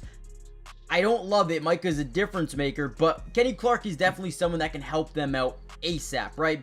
Now, right here, he kind of gets double teamed, but look at his ability to kind of go through that and end up making a play on Kenny Gainwell. Just nowhere to go for the running back, right? Now, in this video, what I really wanted to do was break down Kenny Clark. I want to show you, and I know you guys are probably absolutely devastated. I don't know about we devastated. Let me know your feelings in the comments down below. Micah Parsons is generational. You don't find those players too often. You just don't. Let me know what you think. Like it. You hate it. I believe they paid him $188 million. A lot. Okay. And wait, hold on. More trade terms. 2 first-round picks and some of those. I don't know. Let me know in the comments exactly what the trade is for. I think it's 2 firsts and Kenny Clark. But let's dive into some film, man. Let's look at Kenny Clark, see what he adds. Another solid rep here. They come out in 21 personnel, essentially 2 backs in the backfield, 1 tight end over here to this side of the field. Kenny Clark is playing kind of in that 4-eye kind of technique where he's right outside or right in the inside shoulder of the tackle. He's got a lot of versatility. He can move all along the interior of this offensive line, or defensive line, I should say. And that is one thing I really do like about him, is the versatility that he brings on the defensive line. And when you look at the Dallas Cowboys front line, which we will do in a second, he's going to be a really good player for them. I mean, look at his ability to just kind of be a two gap player, right? He gets into the middle, he clogs that A gap. I mean, clogs it. There's nowhere to go, and he does a really good job disengaging and going to make a tackle. They end up maybe getting to the line of scrimmage there, and that is just something that he has consistently done for a while now. Now, again, I'm not sitting here saying that he is a one of the best run defenders in football. He's not, but he is solid. He's very reliable, and he definitely adds a lot to this room with Solomon Thomas and Mozzie Smith and Perion Winfrey. You have Jay Toya. You definitely needed someone to be a day one starter in this room alongside Osa Odigizua. I think this is the guy. I think Kenny Clark. Now you have Marshawn Nealon, Osa, Kenny Clark, Dante Fowler, Ezraku, you got Sam Williams, you got James Houston. They've got guys here that you really do like. And I actually am a fan of this defensive line. Without Micah, I know it's gonna hurt. It's gonna hurt a lot. It will hurt a lot, but I don't mind it. Let's get through a couple more plays here. I don't want this to be a super long video, but first thing you see here is pure man strength off the snap, right? Look at him drive this guy back about 4 yards into the front side of Joe Mixon. That is what the Cowboys have been missing for what seems to be like years. They needed someone on the interior that can help stop the run. I mean, they were getting gashed at times over the last few years. Kenny Clark is a guy that can really physically help this football team stop the run. Again, I think a lot of people are going to sit here and be like, well, you just lost one of the best pass rushers in football. Yes, that is true, but they are super high on, and we'll see how Nealon, how Dante Fowler, how Ezraku, how James Houston and Sam Williams do. Those guys are going to have to produce, and you have about 5 to 6 guys there that can produce. No offense. Yep. But if you're paying over... Yep. I agree. And I think they're going to produce. I agree. Got to find 2 that can do it consistently. That's it. Kenny Clark on the interior is definitely an upgrade, for sure. No, he's not the best player in the world when it comes to getting sacks in the quarterback, but he can do it. He's not someone that is a one-way player where he can only help stop the run and be a 2-gapper. This is a guy who can get to the quarterback a little bit, especially in blitz packages. He is someone that, hey, boom, right there, gets a sack on Tua. Now, ultimately, they do send a blitz through that B gap, trying to apply pressure to that guard, and that's essentially what happens here, right? He gets a one-on-one with the guard swings over, tries to guard the linebacker coming in, and then Kenny Clark gets a free lane to the quarterback, and he does make the play. These are just things that you need to see from your defensive lineman, and again, Kenny Clark does it well in this one, but again, don't expect 4 to 5 to 6 sacks in a year, but expect a couple of big-time run stuffs. expect maybe a sack or two here or there, but someone that's just going to be productive on the interior of the defensive line that can play multiple different spots as well. But I really want to hear what you guys think, and do me a favor really quickly as you're commenting down what you think about this trade. Give it a letter grade, hit the like button as well, and also most importantly, make sure you guys are subscribed to the channel. It is free, it doesn't cost anything, and we will be covering the Cowboys throughout the entirety of this season. I broke down a video a couple of hours ago. I actually posted it about Donovan Azaraku. If you guys want to go look at that and look at the film that he showcased in this preseason, it is there for you guys. So if you want more Cowboys film, I am very high on Ezraku. I think he's going to be a good player. So go check that video out, as well as subscribing, joining the family, turning on your post notifications. That way you're notified when we do post any more of these videos. Here's another play by Kenny Clark on the interior of the defensive line. Looks like, again, maybe 12 personnel, 11 personnel here. Going to do a great job through a double, or not even double team here. He does a good job getting this one-on-one, right? And look at him, eyes on the running back the entire time, disengages and makes a stop in the backfield. Again, just a menace when it comes to helping stop and contain the running game. Again, he's going to be such a good player for them in this system to help finally stop the run. For the purpose of this video, I do want to show you this, okay? So last year, they ranked 31st in the NFL when it came to points allowed per game. Almost dead last. They were terrible. Terrible. Look at this, right? 28th in yards allowed per game. 30th in points allowed per play. 27th in fourth down conversion percentage allowed. 32nd in red zone scoring percentage allowed. 31st in touchdowns allowed per game. Terrible. Now, if you go to their pass defense, they rank second in the NFL in QB sack percentage. That's all because of Micah Parsons. Not all because of Micah Parsons, but he was a big reason for that, right? But you also go back to their run defense, 28th in yards per rush, 21st in rushes allowed per game, 29th in rush yards allowed per game, 32nd in rushing touchdowns allowed per game. This team could not stop a nosebleed to save their lives. Now, whenever you're able to stop the run, it makes offenses a lot less dynamic and a lot more predictable. Okay, so being able to stop the run is vital. It's crucial. It is an X factor for not only the Cowboys, but for any football team. Yes, you can have Micah Parsons. Yes, you can have Myles Garrett. Doesn't mean you're going to be a successful team. Exactly. You need guys to come together and play as one and play as a whole. You can't just be good against the quarterback. You got to play good in every situation possible, right? Now, the Cowboys, yes, you lose Micah Parsons. I hate it. I love Micah Parsons. He's an absolute beast. But you needed to shore this up, and I'm not too sure they did anything this offseason to convince me that their run defense was going to be any better than it was last year up to this point, up until getting Kenny Clark. I think Kenny Clark helps this tremendously. I really do. You know, Perion Winfrey's cool. Mozzie Smith is cool. He's not great. Solomon Thomas, okay, he's cool. He's not great. Dante Fowler, very good against the quarterback, right? Marshawn Nealon, Ezraku, right? These guys are good at getting to the quarterback. You needed someone to stop the run. Is this the answer? It sure as hell helps them in the long run. Yeah. Imagine being able to build an app with your name on it just by thinking about it. Meet Base. Absolutely helps the Cowboys in every single way. Because I had said it before, and I didn't think Jerry was willing to do it. But Jerry had prepared himself to do it. And I think that's what we got to really understand. Jerry had prepared himself to do it. Jerry had prepared himself that if this thing went haywire with Micah Parsons, Jerry had prepared himself to be able to withstand it. And he got himself some pass rushers. He absolutely got himself some pass rushers. I mean, even getting the guy from the Baltimore Ravens to be on this team. Cowboys did what they needed to do. I wish Micah Parsons the best. But at the end of the day, we have to realize, man, the team goes on. One monkey don't stop a show. And we have to stop thinking that it does. And I do think that there are people out there who were saying that this team can't win without Micah Parsons. I mean, well, we're about to see. We're about to see. And I got a strange feeling they're not only going to win, but they're going to win. I think they're going to really win. Craig Pullum. He said, but why Green Bay? It was the best offer. I guarantee you it's the only thing that makes sense, Craig Pullum. There's only two things that make sense, and one of them don't make sense. it was the best offer, or Jerry Jones did Micah Parsons a favor. Those are the only two things that make sense. Those are the only two things that make sense.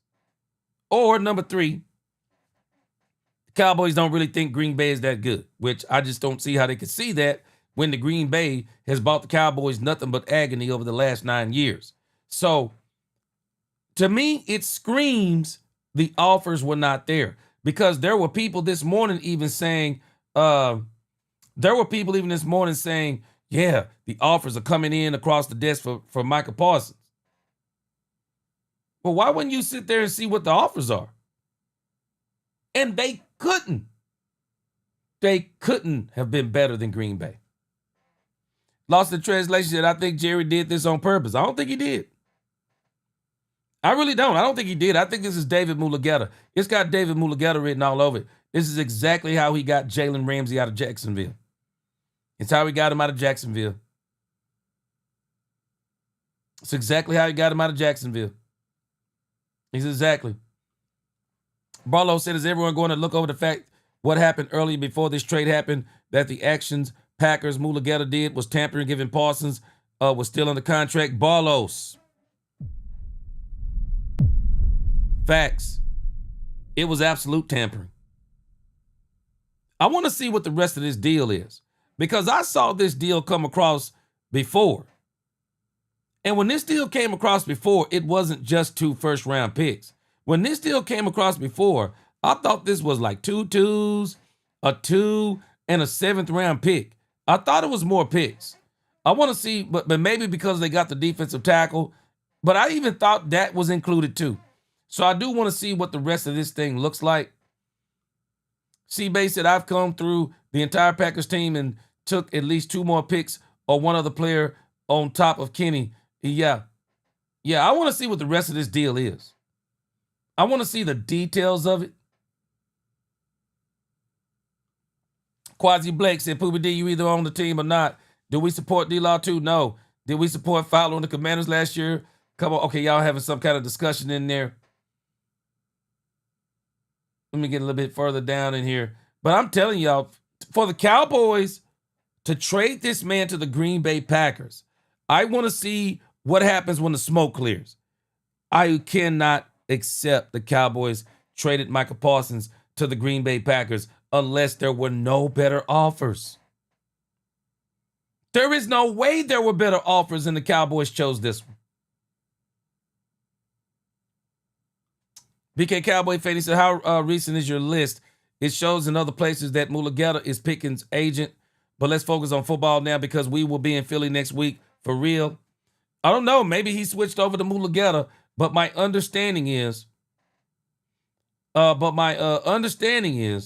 he is not the agent, and I could be wrong.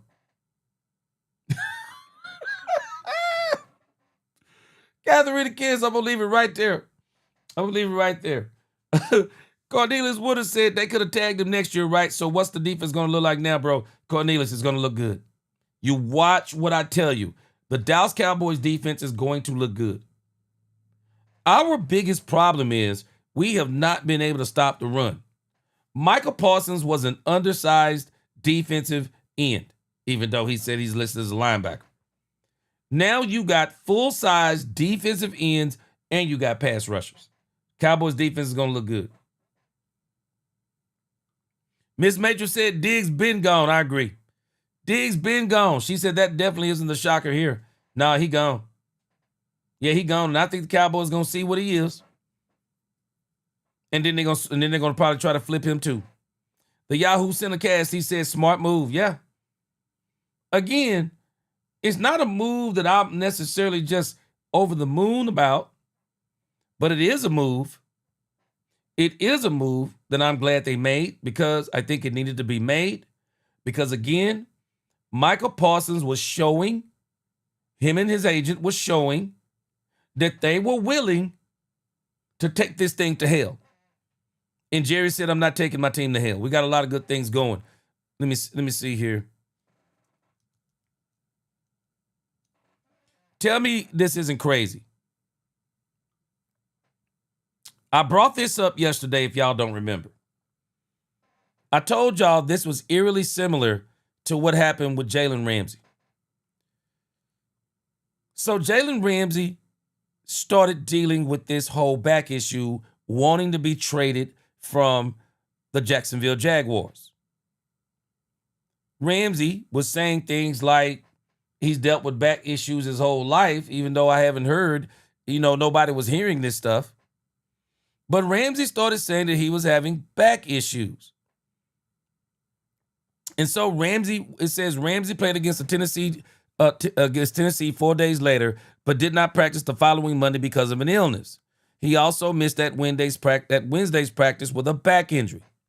Maroney said he didn't know when Ramsey suffered the injury, but 3 hours later, the team released a statement saying Ramsey reported back soreness to the team's medical staff during the fourth quarter of the game against the Titans. Later that day, the team announced that Ramsey will return to his hometown of Nashville, Tennessee. I can remember this like yesterday, for the impending birth of his second child. The Jaguars released a statement from Maroney that Ramsey will return to the team when he's ready. Ramsey rejoined the team the last Saturday and flew on the team's charter to Denver. He was inactive for the game against the Broncos, the first game he'd missed since the Jaguars drafted him 5th overall in 2016. And so, as you read this, what wound up happening was he wound up traded. Wound up traded right after this. Right after this, wound up traded.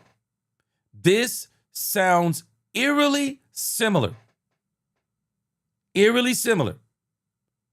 That Jalen Ramsey and David Mulugeta and these guys know. And I'm going to tell you, I also think that when Micah Parsons started talking about he was going to get a second opinion about his back, basically what they were telling Jerry is, we're willing to sit this out if you try to make us play on the fifth-year option. And we'll go find us a doctor that'll say that there is something wrong with Micah Parsons' back. This is the game, y'all. This is the game. No, we don't have to like it, but this is the game. This is the game. And Jerry said, I'm not playing this with David Mulugeta. Jerry knew the playbook. He said, I'm not playing this.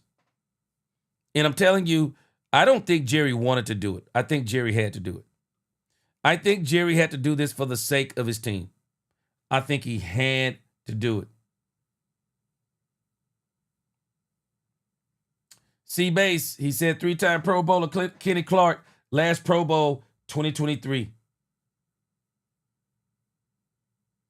Let's see here. Yes, April Showers, exactly. Be careful in a relationship. There are some things that you can't take back. Absolute facts. You got to be careful. Go Dodgers said, anyone want to bet that now this is out of the way, Deron Bland and George Pickens gets extended? That Micah Parsons drama just cleared the path. Go Dodgers, I've been saying this all along. I believe all roads in this point absolutely to George Pickens. I just think that Jerry valued George Pickens more than Micah Parsons because Jerry values the fact that this is going to improve his doggone offense. Chris DeVault in the house. Welcome to the congregation. Appreciate that super chat, Chris DeVault. He said, hey, what up, G? It has just came to me. Michael was basically becoming a player that was more concerned about money. The same player who said he didn't have to be the highest paid player. Dominique Pittman, my man. Dominique Pittman. I refuse to believe there were not better offers. Dominique Pittman. It's the only thing that makes sense to me. It's the only thing that makes sense, Dominique. There is no way Jerry makes this trade if there are better offers out there. It had to be the best one out there. It's the only thing that makes sense. It had to be. It had to be the best offer out there, Dominique. It had to be. There is no way that Jerry, to me, is crazy enough, unless the only other one that makes sense, that don't make sense to me, is that Jerry did Micah Parsons a favor and traded him to a good team. That right there is even more crazy if he did that. Bruce, appreciate that super chat. Bruce said, Diggs don't like hitting, trade him. Star Guardian X. Star Guardian X said, George Pickens is represented by multiple agents. According to various sources, his agents include David Mulugeta and Trayvon Smith, athletes first. Appreciate that super chat. I got a feeling. See, David Mulugeta, if you kind of look at his MO, David Mulugeta does this stuff like he did with Micah Parsons when he feels like he does have that power play player. When he got that power play player. Jalen Ramsey was a power play player, especially after what he did in Jacksonville. Christian Wilkins. A lot of people were clamoring for Christian Wilkins right before he got the Raiders deal. Jordan Love, it just came off of a season where he beat the Dallas Cowboys in 2023 playoffs. Almost did the same thing, to the San Francisco 49ers. Deshaun Watson was coming out of Houston, and coming away from the Texans, and a lot of people were wanting him too. It seems that he kind of does this with these power play players. Now we're going to see what George Pickens is going to look like this year with Dak Prescott, because I think he's going to look absolutely phenomenal. So we'll see what happens with George Pickens. But the thing with George Pickens, even that deal is not a Micah Parsons deal. When you're talking about George Pickens, you're not talking about a $40+ million guaranteed deal.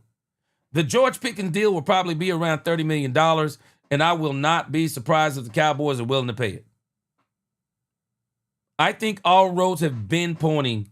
I think they have been pointing to one George Pickens, and I said it before. Miss Major said, I completely disagree with that super chat. She said you don't trade a foundational piece of your defense for picks in the bottom of the round and only one player. Despicable. Miss Matrix, I think they did this for the sake of the team. I don't think this was just about just the play on the field. I'm telling us, Jerry didn't make this decision without talking to people on this team. Miss Matrix, let me ask you a question. Could you imagine Jerry made this decision, and even though we know Jerry will do stuff like this, not saying he didn't, I'm choosing to believe that there's more to this, and I think it's going to come out in the coming weeks. I would find it hard to believe Jerry made this move without talking to Brian Schottenheimer, Matt Eberflus, Stephen Jones, Dak Prescott. I would find it hard to believe he made that decision without those players. Hard to believe that he made that without those players. I think he talked to people in that organization. Jane Slater had already reported this. She said it was even last year. I think it was either last year or 2023, one of those 2 years. There were people already in this organization who wanted to trade Micah Parsons. Already people in this organization. And I'm telling you, I think Matty Dubs pointed out something. I don't think the Cowboys necessarily saw him as the foundational piece that everybody says that he is. I don't think they saw him as that. Because when you look at the stats that Matty Dubs showed, okay, we were great at rushing the passer. We were terrible at points allowed. We were terrible against the run. We were terrible in almost every doggone defensive statistical category other than stopping the run. And when you look at what we kind of did in this season, the thing that the Cowboys did, and I'm telling you, Jerry was preparing himself. I said it when they got James Houston. Poobie D is right. James Houston is not Micah Parsons. But if you're telling me Dante Fowler, Sam Williams, Donovan Ezerako, who I already thought he was the replacement for Micah Parsons.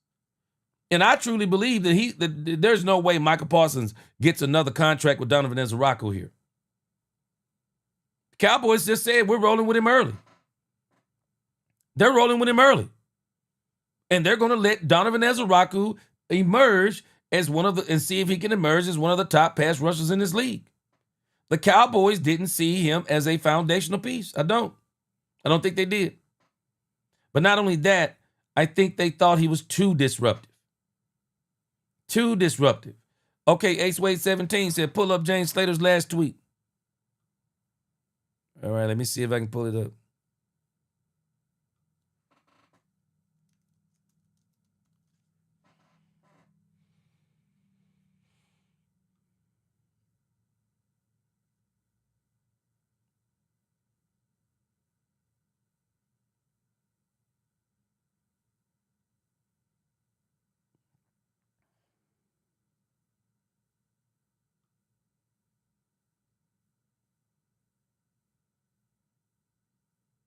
Okay, so let me read these tweets. Maybe this is what we're talking about, Ace. Let me read James Slater's tweets. Appreciate you.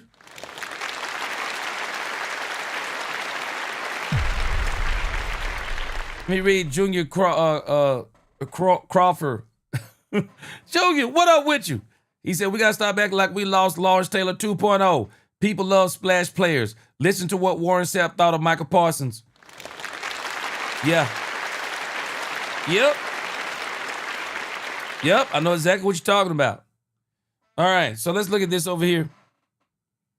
James Slater says,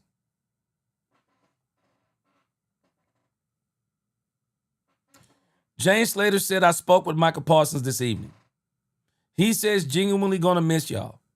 He says he and his team went back to the Cowboys about an extension with empathy when the trade interest was leaked this week. The Cowboys' response, according to Parsons, was play on the fifth year on the fifth year or leave. Cowboys will give their version of events tonight at 6:30 at the Star. All right. We're gonna hang around for that. We got about another 20 minutes, so we're gonna hang around for that. We're gonna cover this as long as we can. Appreciate y'all rocking with me. So yeah, I'm very looking forward to what Jerry Jones has to say about this. But again, Micah Parsons said they went back. But see, I think by this point, Jerry is already perturbed. Michael had already said that they'd already filed the grievance. Already want to get the second opinion on the back. Then the Green Bay Packers stuff starts leaking all over the place. And I just wonder what Jerry Jones is going to do about this. I'm not sure if he's going to do anything about it. But when you think about this in the grand scheme of things, AOC pointed it out.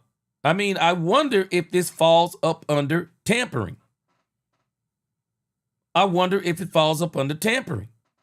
Because why did Micah Parsons go back to the Cowboys after the Green Bay Packer thing leaked? Why did he go back to him then?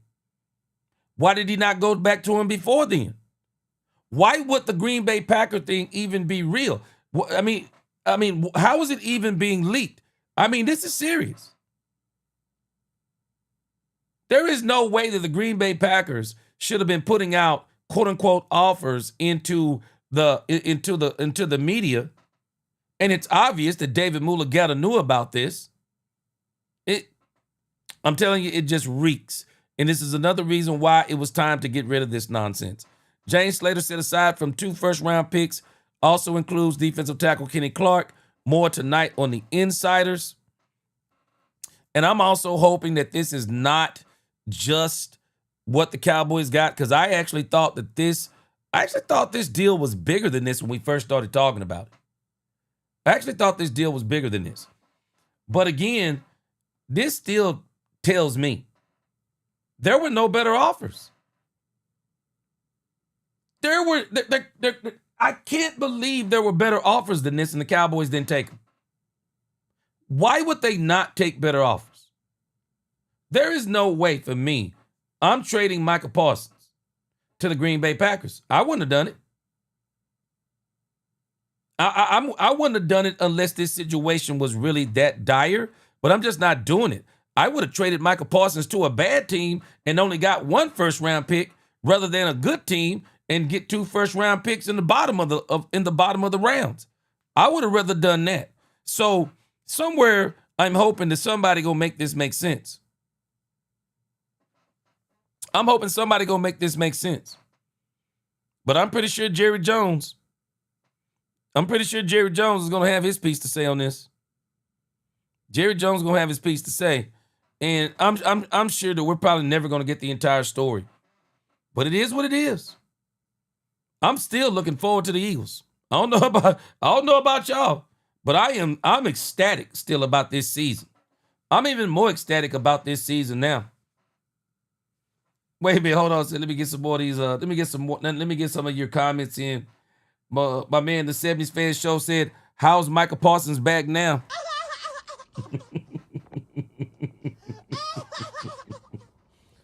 Oh man, Tex Tech, love my Cowboys. G and Cowboy family headed out to watch our MILB squad play ball. Y'all have a great evening. Much love. Appreciate you, Tex Tech.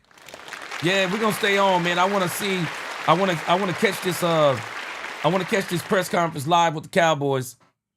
I'm so glad that they're gonna get this press conference out of the way now. Boy, Bill Hardiman, he said nobody likes a turncoat. Yes, sir. All right, let me go down a little further into the timeline here. I appreciate y'all rocking with me. Man, I'm just telling us. No surprises.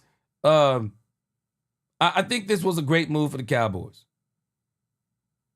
I think it was a great move for the Cowboys because I just don't think, and Poopy D, you guys, y'all tell me what you think, but I just be honest with you. I just don't think that Micah Parsons' heart was ever going to be with the Cowboys after this whole thing and how it went down. I just don't think it was going to be good for him or the team. Lewis Bailey up in here. What up with you? He said, I would not be upset with Diggs trade either. He's not going to be resigned anyway. Too expensive for the Cowboys. No more guaranteed money. No more guaranteed money. Cowboys will probably see what he is. If I was the Cowboys, if this dude started balling out, I'm sorry. If he starts balling out, I'm trading him. Brian Ybarra, he said, entire stream is delusional. Jerry's no star and the criticism is fully on him for being an idiot and not getting the deal done months ago for cheaper and without drama. So simple as that. Brian, I don't know if it's that simple. I think this is Michael Parsons and Jerry Jones' fault. I'm not giving this to Jerry Jones only. This is Michael Parsons' fault too. Jerry Jones, Michael Parsons brokered a monster deal. And I'm telling you, it's not going to shock me, Brian, that Jerry Jones is going to say that the deal that he offered Michael Parsons was bigger and better than anything the Green Bay Packers offered. I got a strange feeling he's going to say that. No, this got personal. This got personal because Jerry had brokered a massive deal. He had brokered a massive deal. And because he brokered a massive deal, he was not going to allow David Mulugeta to come in and add more money on top of that deal. I just think it's that simple. End of story. I just think it's that simple. But I still say, in the grand scheme of things, this is the best thing for the Cowboys. And I also believe it's the best thing for Micah Parsons. I just don't think Micah Parsons' heart was ever going to be in Dallas anymore. Micah took it somewhere that Dak Prescott said, don't take it. He took it personal. He took it personal. And because he took it personal, it was just time to go. It was time to go. It's all it is to it. It was time to go, man. It was.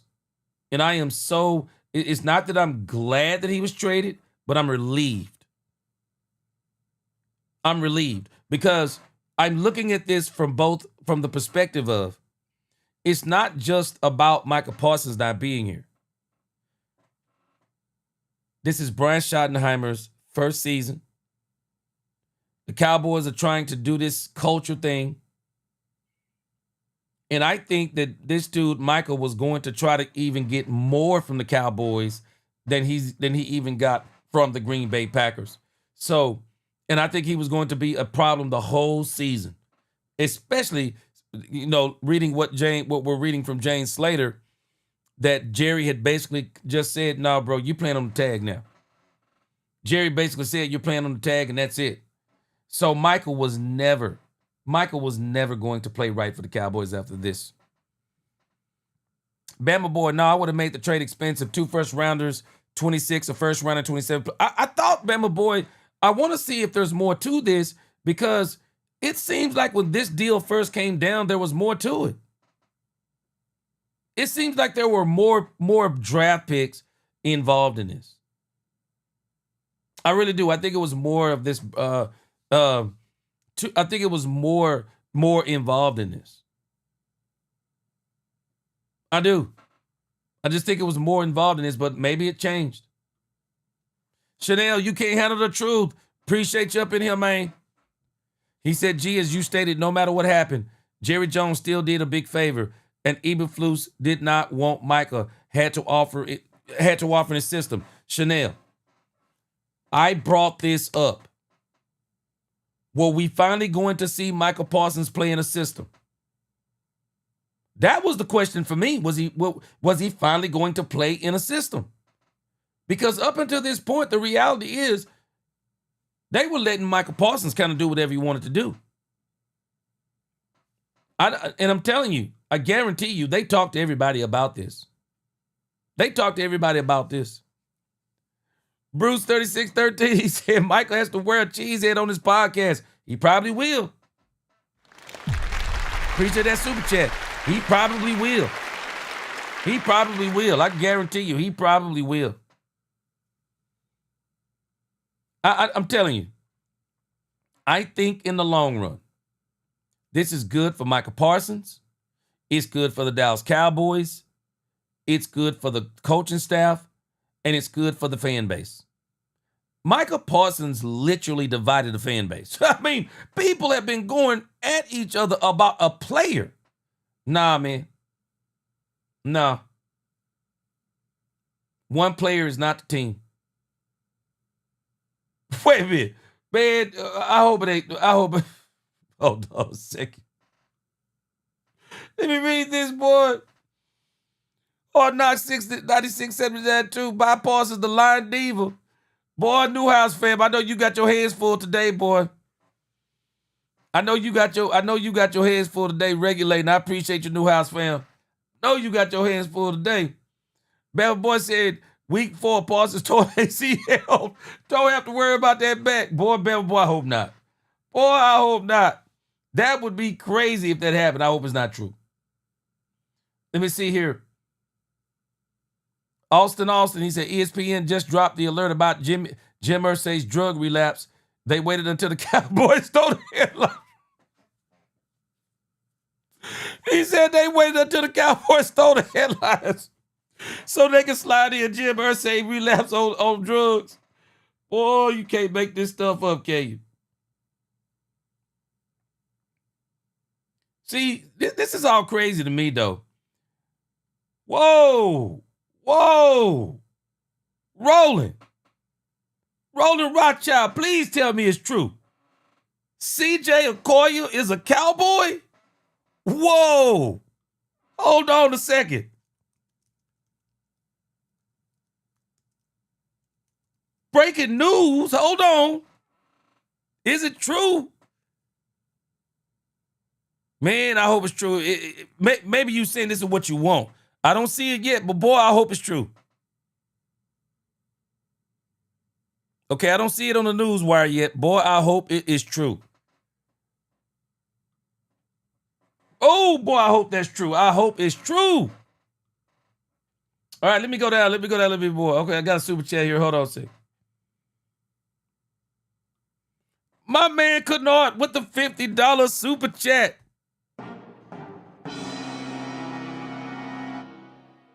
Yes, sir. Appreciate you.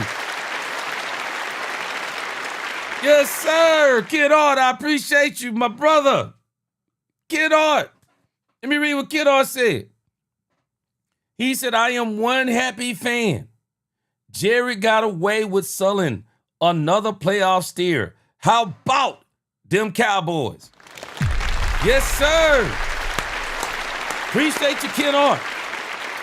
Kennard, I'm telling you. I don't want to say I'm ecstatic he gone, but I'm ecstatic because I'm relieved. This is so good for this team. It's so good for this team. I think they all realize this. And I just wonder, y'all don't find some of these things to be kind of like Brian Schottenheimer has a conversation with Micah Parsons. Micah Parsons said he can't practice. He has an MRI. They find nothing. Brian Schottenheimer says he expects him to practice. Brian Schottenheimer, 1 hour conversation. No, I think Brian Schottenheimer was fully expecting this because I think it had pretty much been known. KC427, Michael's leadership has always been in question, and it only changed because it was a contract year. He is that employee that wears jeans year-round, and now he is up for a promotion. He wears suits. Boy, you better say it. Boy, you better say it. Kevin L. was up in here. What up? He said, it's many layers to this. He said, I like especially the locker room. What I don't like is why trade to Green Bay. That's the part 2. When you know darn well the Packers picks won't be in the top 15, it's stupidity. Kevin Edwards.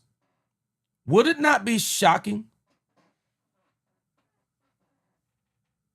Would it not be shocking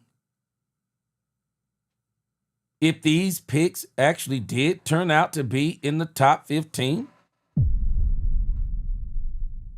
We still got to see what Jordan Love is. Jordan Love, guys, whether we realize it or not, Jordan Love has only had half of a good season. That's it. David Mulugheta got this dude a monster deal based on half of a season. We still don't know what he is. Still don't know what he is. Roland Rothschild, boy, if this is true, this man Jerry said, whew, man, let me tell you, boy, that's a nice move. That's a nice move, man. That's a nice move if the Cowboys did that.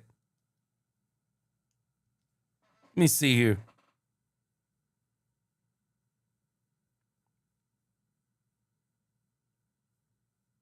Trying to see if it comes up. Nothing yet.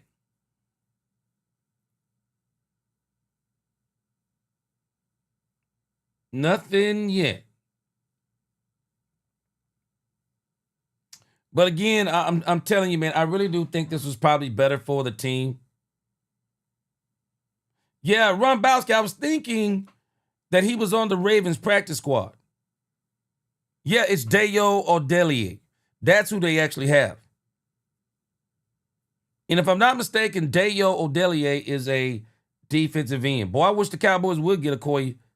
But the problem is with Okoye, they can't get him unless they put him on the roster. They can't stash him away on the practice squad. So he would have to take someone's spot.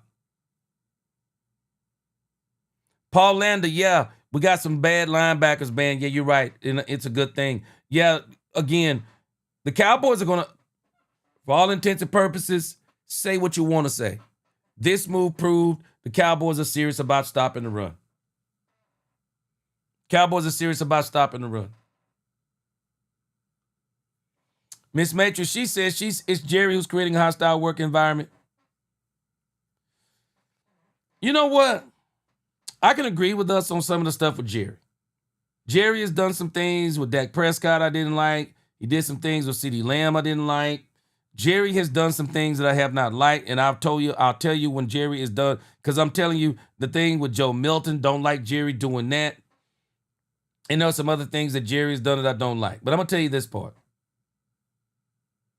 This Micah Parsons thing is not Jerry. No.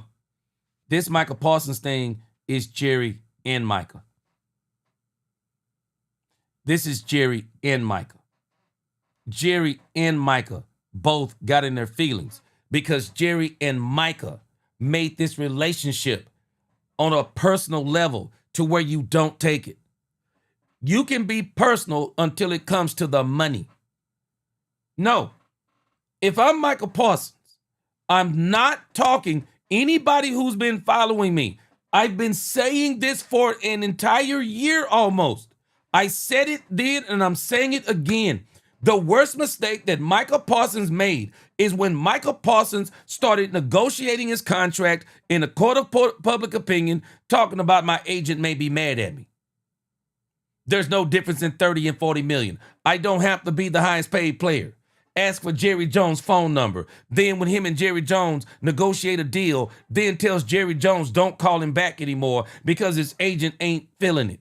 Then negotiates a monster deal with Jerry Jones, and then wants his agent to come in behind the monster deal and then try to put even more on top of it. And Jerry said, no, we're not doing it. No, this issue right here, I can roll with us on so many other issues. I can. But what this one right here, no, this was Jerry and Mike, and I've been saying it from the beginning. I've been saying this from the beginning. It was both of them. They both got personal with each other. Jerry thought Michael was going to be his new Michael Irvin. Michael said, I'm not going to be your new Michael Irvin. And Jerry said, no. I've already brokered a deal with you. The number is astronomical, and I am not going to allow David Mulugeta to come in here and do anything behind it. All right, so the Dallas Cowboys press conference has started. Hasn't started, but it's starting. We'll be watching that. The music is playing. Dallas Cowboy press conference live. I'm ready to hear what the Cowboys have to say about all this.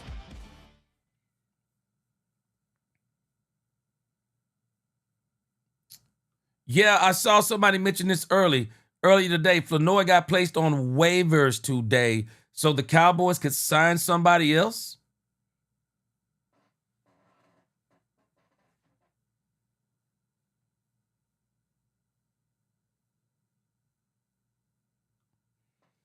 The G. Jacobs, what up with you? He said, just think about your post after the game on Thursday. Can't wait. The Eagles have the best offensive line in football. There's not a single person on the Dallas defensive line. They need to double team now. They can whip all those guys. You think? I don't think so yet. Donovan Ezeraku did not show. Donovan Ezeraku, and the Cowboys made sure that Donovan Ezeraku didn't show his moves in the preseason. Dante Fowler got 10 sacks last year. Sam Williams is healthy. Don't count out Marshawn Nealon. James Houston, I'm telling y'all, I've been saying it since the Cowboys got him. James Houston can rush the passer. You keep on thinking that the Cowboys are not going to be able to rush the passer. They have Oso Digizua. You watch what I tell you. The Cowboys are still going to wreak havoc on teams with their pass rush. They're still going to wreak havoc, and now we can actually say there's a chance that we're going to be able to stop the run. We're going to be able to stop the run for a chance. We got a chance to stop the run now. I'm all good. I'm telling you, I'm all good with this. Made Man said, bye-bye, Big Mouth Micah. He was overrated diva and no leader. Only issue I have is we should have traded to a bad team so the first-round draft picks would have been lower. Why trade him to Green Bay? Made Man, I'm telling you, this says to me the offers were not there. I said this a few days ago. Everybody keeps telling me about all of these offers. Where are they? People were saying that offers were coming in this morning.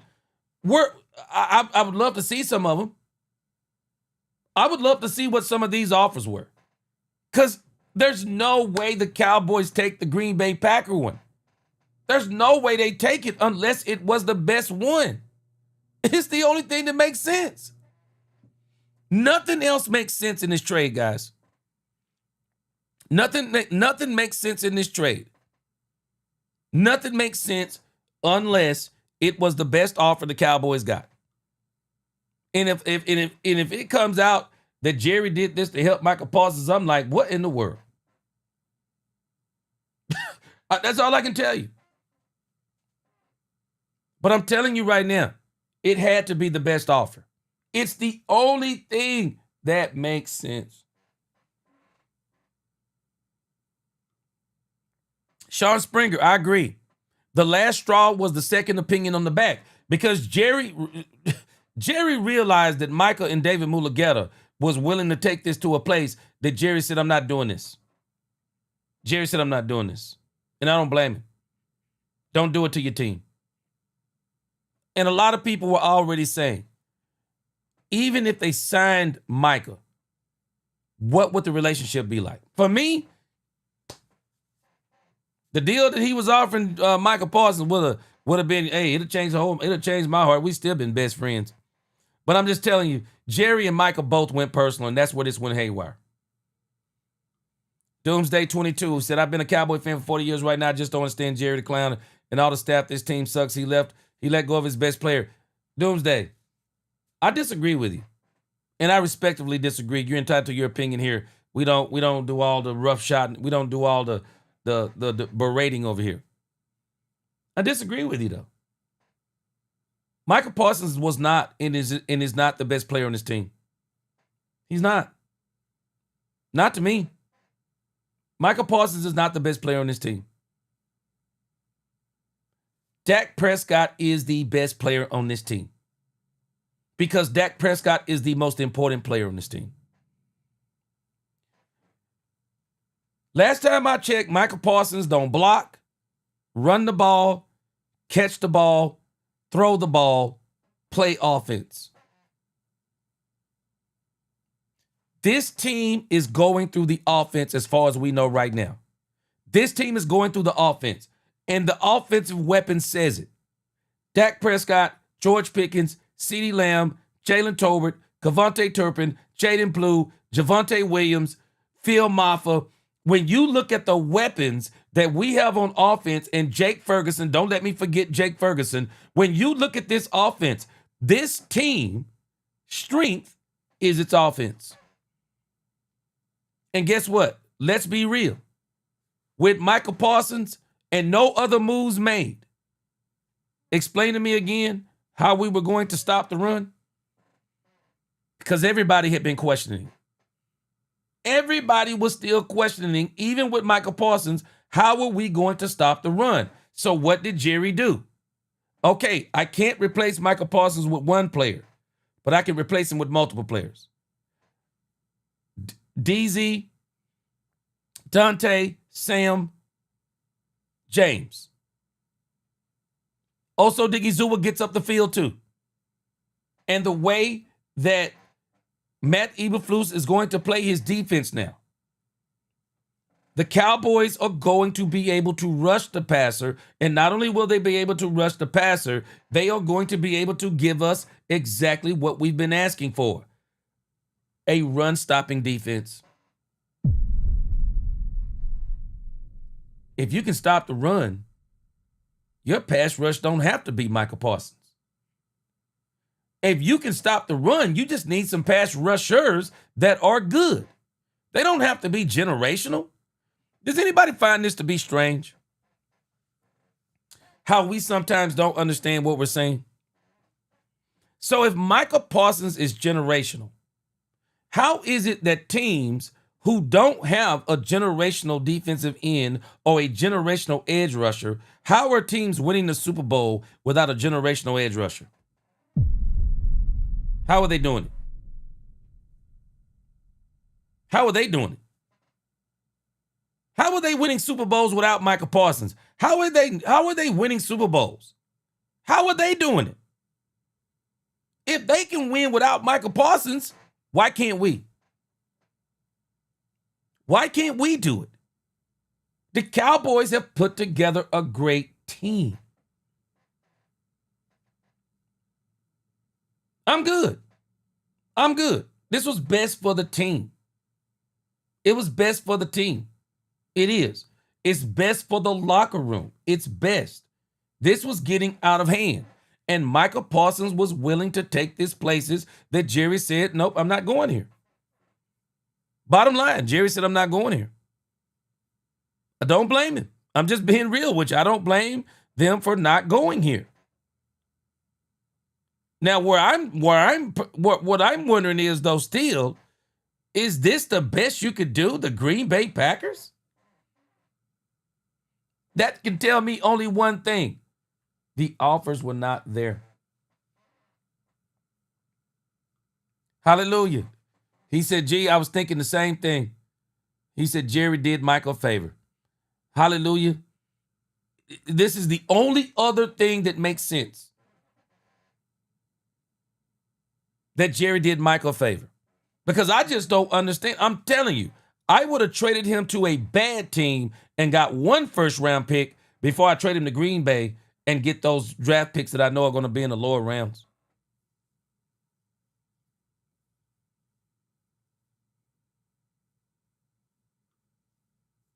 Send a chair too. Boys gonna be 0-2. What if they're 2-0? Set in the chair. Okay, I see it. Set in the chair. I see what you did there. Okay, what if they're 2-0? What if the Cowboys are 2-0?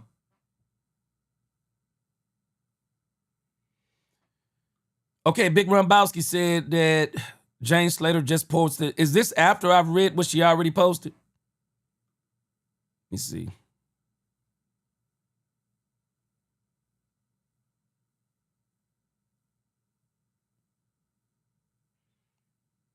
Uh-oh. So I see one thing that they're reporting over here. They said, we initially saw that there were 3 mics, and now there is 1. Let me show you the scene. There were 3 mics, and now there are 1. There is 1. Uh-oh. All right. So it's either Jerry talking or Brian Schottenheimer talking. Let me see. From tonight's Insiders, Mike Parsons, Cowboys will give their version of events to fill in the blanks at 6:30. So we'll see. All right. I don't see anything else.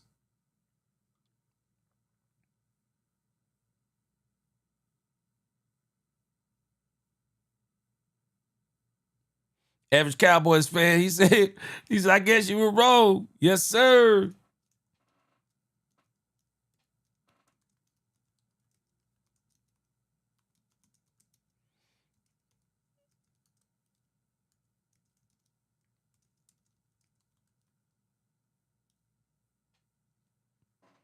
Yep. I'm good to go.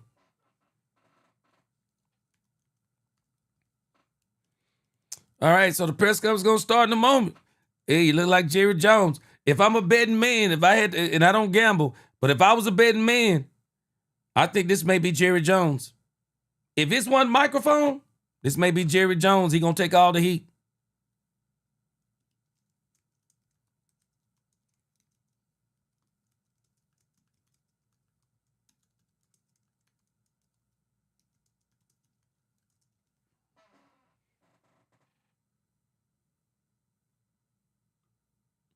Yeah, I didn't see anything else over there, Rombowski, other than that. All right, let's see. All right, I knew it. I knew it. Jerry Jones by himself. I knew it. Now I see Steven right there. She said it was one microphone, but I see Steven. Okay, let's see where's Brad. All right, y'all ready? Let's listen to the Joneses.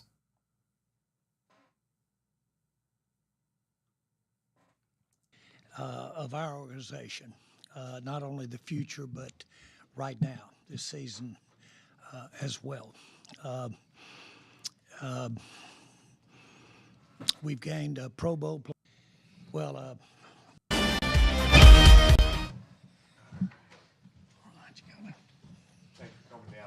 Let's go. Calvin, you want to start us off? Yes, sir. Yes, sir. This is for Jerry and obviously Steven.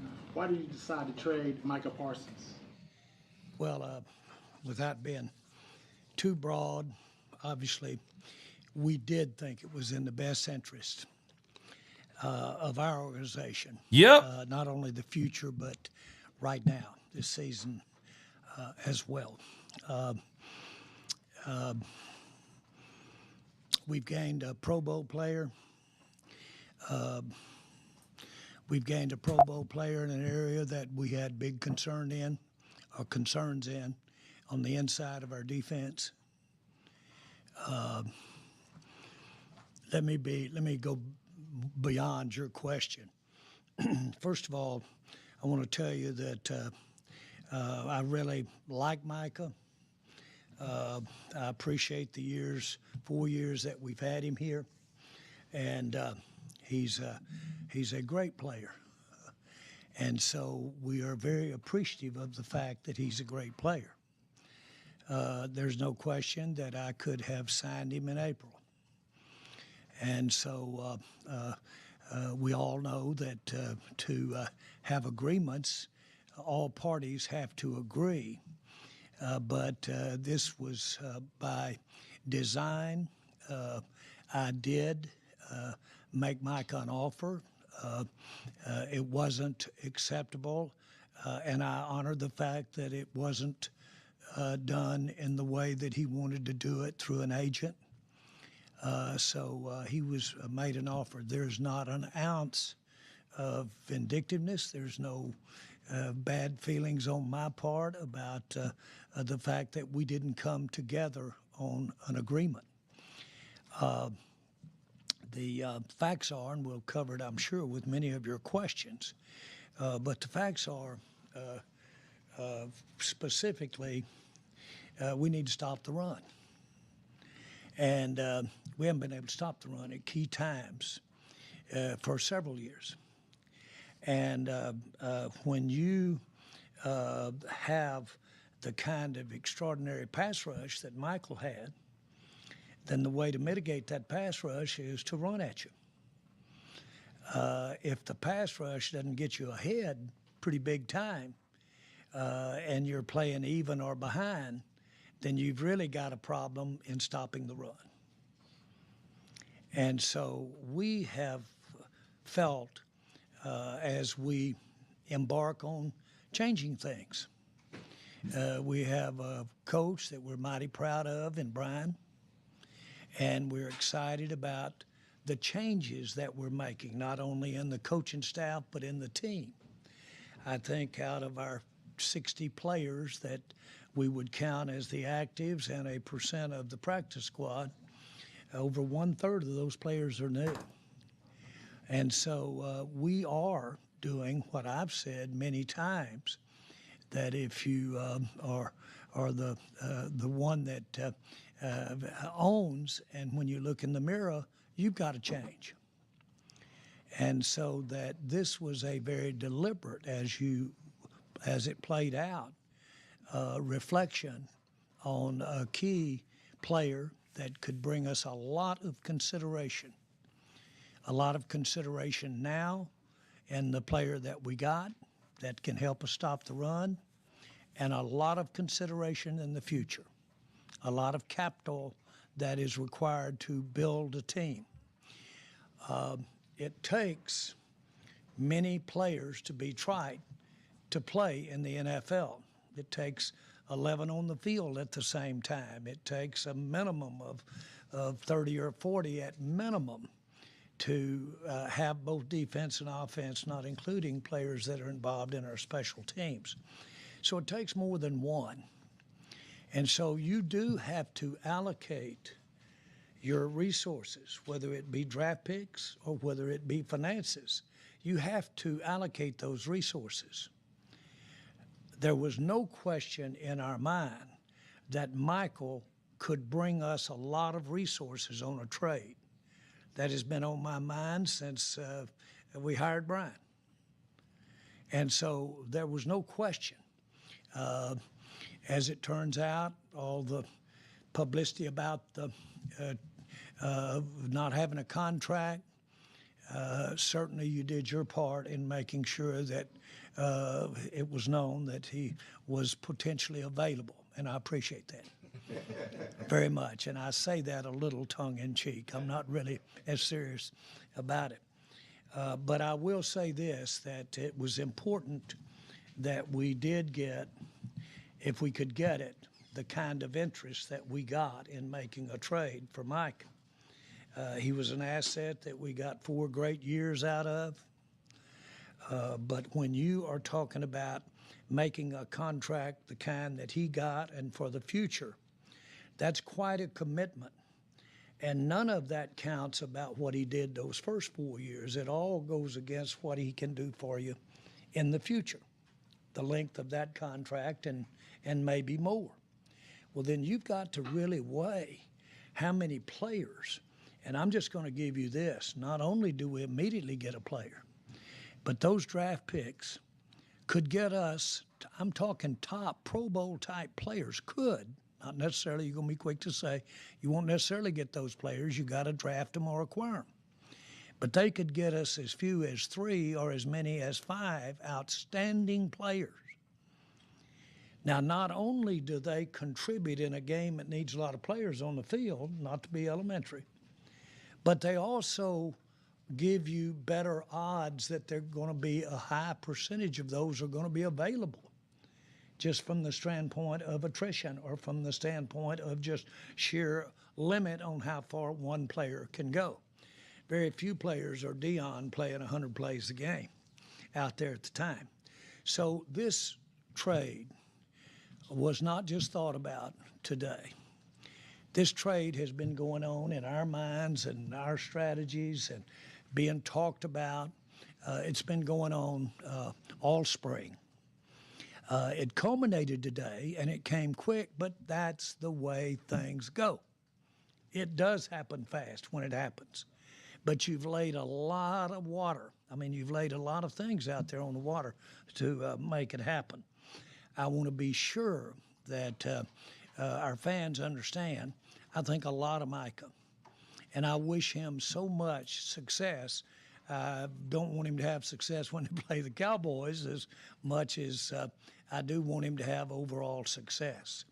But Micah Parsons did an outstanding job for us for 4 years, and a little bit of the way Herschel Walker may have had his greatest contribution to the Cowboys. What he brought to us when he left could be a tremendous thing for our fans and the success of this team. Kenny Clark, we really knew beginning this spring that if we could pick up a top interior defensive lineman just to offset not having a pass rusher, even though it's Micah, but where we're strong is in our pass rushing depth. And we knew if we could get an interior lineman that was at least something that would improve us right there on a top interior lineman. He comes in strong for us, and he comes in accomplished for us. And so we're glad to have him. It was a prerequisite. We went down the teams, and we only picked teams that had room on their cap that could pay Micah, and we only picked teams that had top tackles, interior tackles, that we wanted to have any dialogue with at all about a trade. That was the criteria of trading. Top existing tackle that could come in here and play for us right now, this year, and offset the fact to whatever degree, more or less, that we don't have that excellence that Micah Parsons has there, but we do have the depth to come in here and do that. And then if we could get the picks that we ultimately getting, and we did have several teams that we might have had an opportunity to do something with. We did have that. And so this was no instantaneous happening this afternoon over about a 5-minute period. The other thing that I would like to say is I firmly made a commitment to Micah this spring, and paid him, and to pay him. At that time, I was battling and knew that the other alternative probably was. I had no idea of what we might be able to get. But I knew that it was very likely to be several players that we could use those resources for all the way, draft picks as well as cap space. And so that was on our mind. The minute that we saw that we were quite possibly were going to have an issue about whether or not we could do a contract or not, That gave us time. That gave us imagineering. That coupled with bringing in a new coach and bringing in a new staff, we felt it fit for us to have more players, more excellent players, if we do a good job of acquiring those players, plus have a team this year that would give us a better chance, dare I say that? But absolutely, it's not a zero that we're dealing with as far as how much better that we were trying to be, even not having Micah.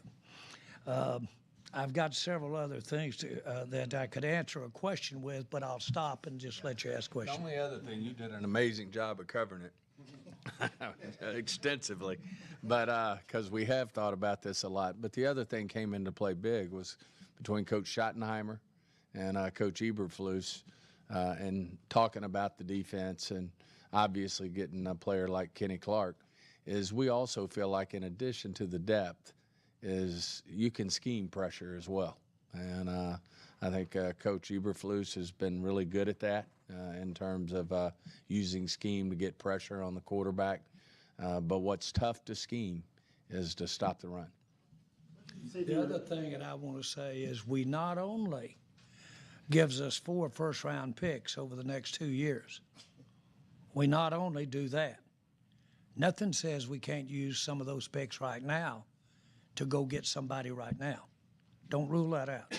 What do you say to your fan base that looks at this and says they're rebuilding right now? Well, again, we've certainly got a new coaching staff, and a third of all the players are new. And so obviously there is freshness. We'll use the word new on that basis. But we have the highest paid player in the NFL at quarterback. And we made that commitment last year, and we're proud we made it. It had everything to do with this decision. Everything. It is give us every opportunity with Dak Prescott and Lamb and the base that we've got to win now. And so all you need to do, this would, I'm not so sure this would have been results had we not had Dak.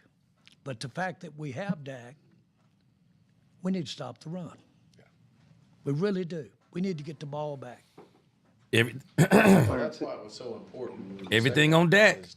Kenny Clark was a big part of this, and that was a part of winning right now.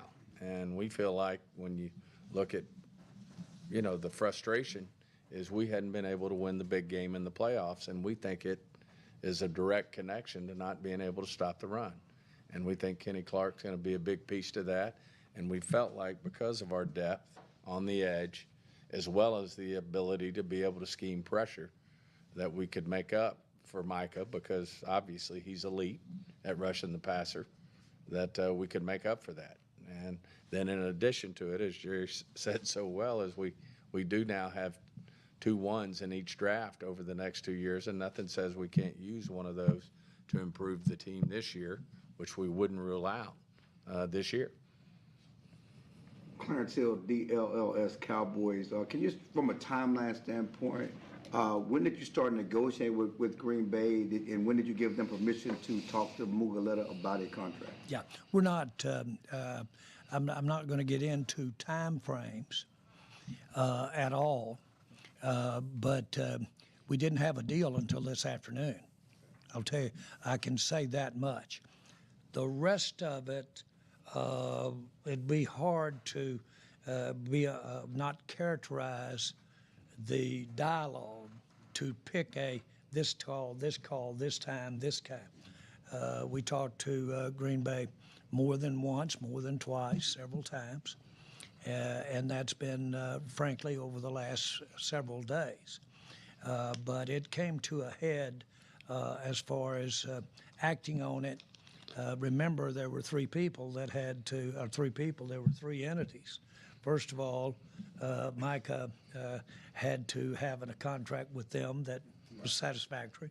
They had to agree to the contract, and then we had to agree to the trade. And so it'd be real inaccurate to just on our part say what our time frame was without knowing theirs. But I will say that certainly it was probably still up in the air this morning when they went to practice. Kenny practiced out there with them today, and so you might say that it was technically up in the air this morning. Make no mistake about it, what wasn't up in the air was our consideration as a complete organization, that if we could get this done with our terms, we would make the trade. And that was a complete unanimity in the decision making. When did you give them permission to talk, to negotiate, though? I'm not, I don't know that I want to. Okay. According to them, they came to you and asked about doing a deal or trying to get something done, and you said play on the 5th year? Excuse me? Did you tell them to play on the 5th year, or if you want to stay here? Who is they and we? Parsons and Mugaleta. Did you tell them to play on the 5th year? That they wanted to play on the 5th year? No, I'm sorry. I'm sorry. They came to you as recently as this week or recently and tried to jumpstart negotiations. Yeah, you we said had play some, on the 5th year. We had some dialogue. I'm not going to get into specifics because I don't think that characterizes it. But it was not in any way out of the order or anything like that. But basically, I think I've read where they said that I replied, we're playing under the contract as it exists right now, get ready to play Philadelphia. Correct. Okay. That was correct. Okay. Thank you. Todd. Jerry, Todd Archer with ESPN. If you were willing to guarantee the highest amount of money for a non-quarterback back in March, but you're also open to possibly making a trade, why not do more or look at it more before the draft, where you would be able to gather those, at least a player or picks then? Why wait until now? I'm sorry. I think your question is a question about my volition or about what I'm thinking. Is that correct? I'm just wondering why this wasn't something that could have been done before the draft, to maybe you would have been able to gather draft picks that you could have used in April to help the Cowboys. Yeah, I'll speculate with you because I haven't gone that deep into my thinking about why I didn't do it and when I should have done it and all that. Really, I'm not, and I'm not trying to be cute, okay? But when I offered Micah the contract that I offered him back in April, he flew in from out of the country, wanted to come right in. I said, no, get you a night's sleep and come on in the next day. Get you the next day. He wanted to come right in. When I did that, we offered him a contract to come play for the Dallas Cowboys, and it was a good one, okay? Now, it was more guaranteed than what I've been reported that was here now. But my point is, without getting into detail, that was a very genuine negotiation. And I changed the amounts. And then we left, and then he called back and talked to Stephen. Stephen negotiated amounts. We changed those amounts that he called back from. And then, of course, the rest is history. When the time came to say, let's go, then he said, well, let's start the negotiation. And again, nothing in the world am I criticizing Micah about at all. That was every bit his right. And Micah's never been anything but so pleasant for me to be around. I want to be real clear about it, not that it implies that it's not. Things are good here. Things are good here. We have just decided that it was in the best interest of our team to take the consideration that we have. We appreciate his 4 years, but we can take that consideration and we can win in our minds more than had we gone the other route and signed him. That's not a negative on Micah. That's just unique to our circumstances. Were there any trade discussions prior to the draft regarding Micah? Trade discussions with who? With other teams regarding No, Micah? no, So no. could you have done something then? We had them. We had them, but we didn't have them with anybody else. The draft's in April, by the way, when we were talking to Micah personally. Right, it was at the end of the month. This was at the beginning of the I month. got you. But Oh, you mean a day earlier or what? Shit, come on, man, come on. No, I'm not frustrated with that. John Machota with The Athletic. Jerry, this is just making a move like this isn't something that you normally do. You don't usually move away from star players in their prime. Why is this different right now? As a matter of fact, I've been criticized for staying with players too long. The ones that have had, if you will, a relationship, a working together relationship. I had that kind of relationship with Micah. Like I said, I sat with him at a couple of one Super Bowl for sure, and I'm out here and knew his family. Had a hour and a half visit with his mother during the whole first half last weekend, sitting there with me watching the game, up in the box, up in the suite, where we watched the game. And so my point is, there's none of that here. Feel that very good about it. In our judgment, this gives us a better chance to be a better team than we have been the last several years since Micah's been here. Not any negative on Micah, but we're trying to get better. We're trying to stop the run and stay in the hunt. Did it bother you at all with the way maybe he carried himself, the laying on the training table during the game, and some of those things like that? Oh, that's not. That is not. I didn't see it. I saw pictures of that, but those aren't ways that you make decisions. That you handle being a player in a team concept and the sharpness and paying attention. First of all, ask our Booker, and you can get your butt run over down there if you don't look at what's going on out on the field. We like lost Booker because of it Sunday or Thursday. Nick Harris, former Star Telegram. Jerry, you had said a couple weeks ago in an interview with Stephen A. that you were never considering trading Micah Parsons. Was that a tactic at the moment, or did your tune eventually change in the last couple of weeks? Do you really think if I wanted someone to be interested in him that I would say, oh, I'm going to trade him? It's the opposite. It's the opposite, of course. And I thank you for writing it. I really do. You had said that it was a unanimous decision to make this deal today. Yes. Who was involved in that process? The entire coaching and the representatives of the entire coaching, as well as our entire front office, everyone that is involved that has an interest in going forward that we counsel with. And as I've told you many times, contrary to maybe something that's written sometimes or what, I really do get huge input and dialogue and opinions from everybody in our organization, and this was unanimous. Was the leadership council of the players part of that? Unanimous. Part of that talk? People that were on it were certainly had commented at points informally because of the fact that we were around the training camp, and we got members that were training camp that are on that council.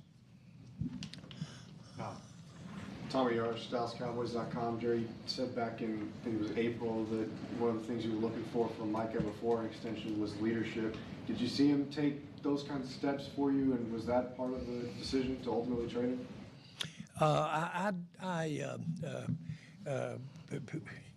wanted an elevation because he was going to be elevated to an elite status relative to financial, the percent of the cap that he got relative to all the players.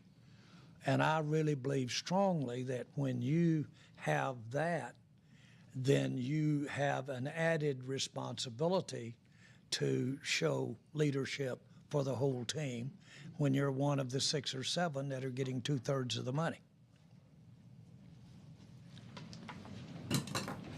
Joe. Joe Hoyt, Dallas Morning News. Athletes First represents a good chunk of your Cowboys players, including Tyler Smith. David Mulligetta represents George Pickens, who's on your team. Do you wonder if maybe the interactions you had or didn't have with David Mulligetta might have some ramifications in terms of negotiations down the road? From everything I've heard from people that know him, he's not that fragile. And let me tell you something, you can't do this stuff, you can't do business like this and be around this and be fragile. I'm not. It still doesn't mean you can't get mad or you can't get way, but still, I would think that with his background and what have you, he's very professional and is very willing to keep his eye on the ball and not get caught up in a lot of the other emotion or things that go on. Now, make no mistake about it. Negotiations, and it's not just player.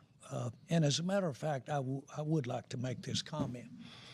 These are young guys, relatively speaking to this guy. These are young guys, and they haven't had times when these their skills and their being of what they're contributing is measured up by some kind of negotiation over money. Now, anybody that doesn't understand that doesn't understand human beings. We all get flare over that. I'm 82. I flare over it today. That's part of that goes with it.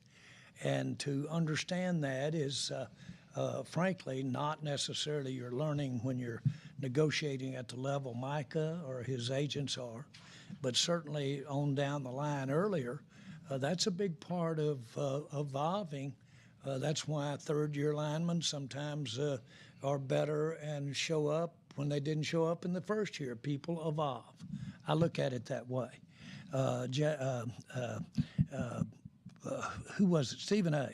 Stephen A. said, Jerry said, you should have more grace. You should be a little more sensitive. These are young guys, and you've been down that pike a lot and have it.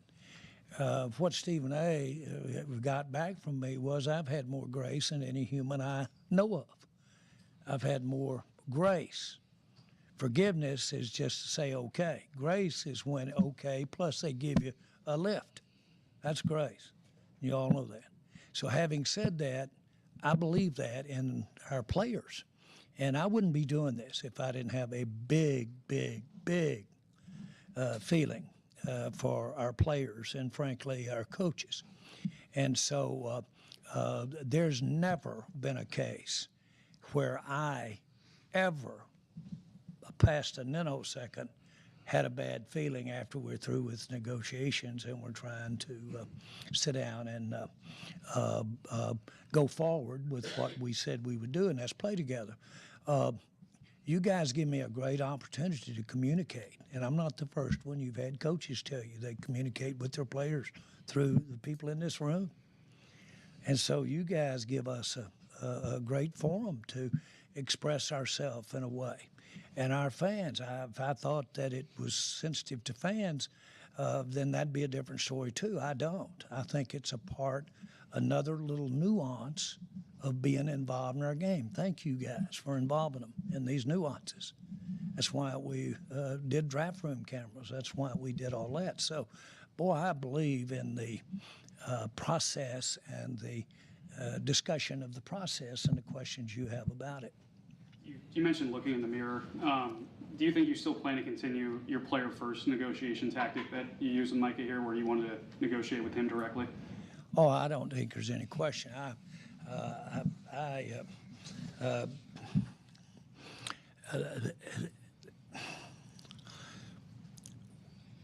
Once you are together, I've had hundreds of times and incidences where, literally hundreds over the last 35 years, of where the kinds of relationship that I have with a player and the things we do, and that goes both ways, goes them and me, because those players that were 25 grew up to be 55. And we're still talking, baby. And we have relationships That's a natural thing to happen when you work together during times that bond you. And so I feel that way about it. That's why I'm here, frankly. It's my main reason for being here.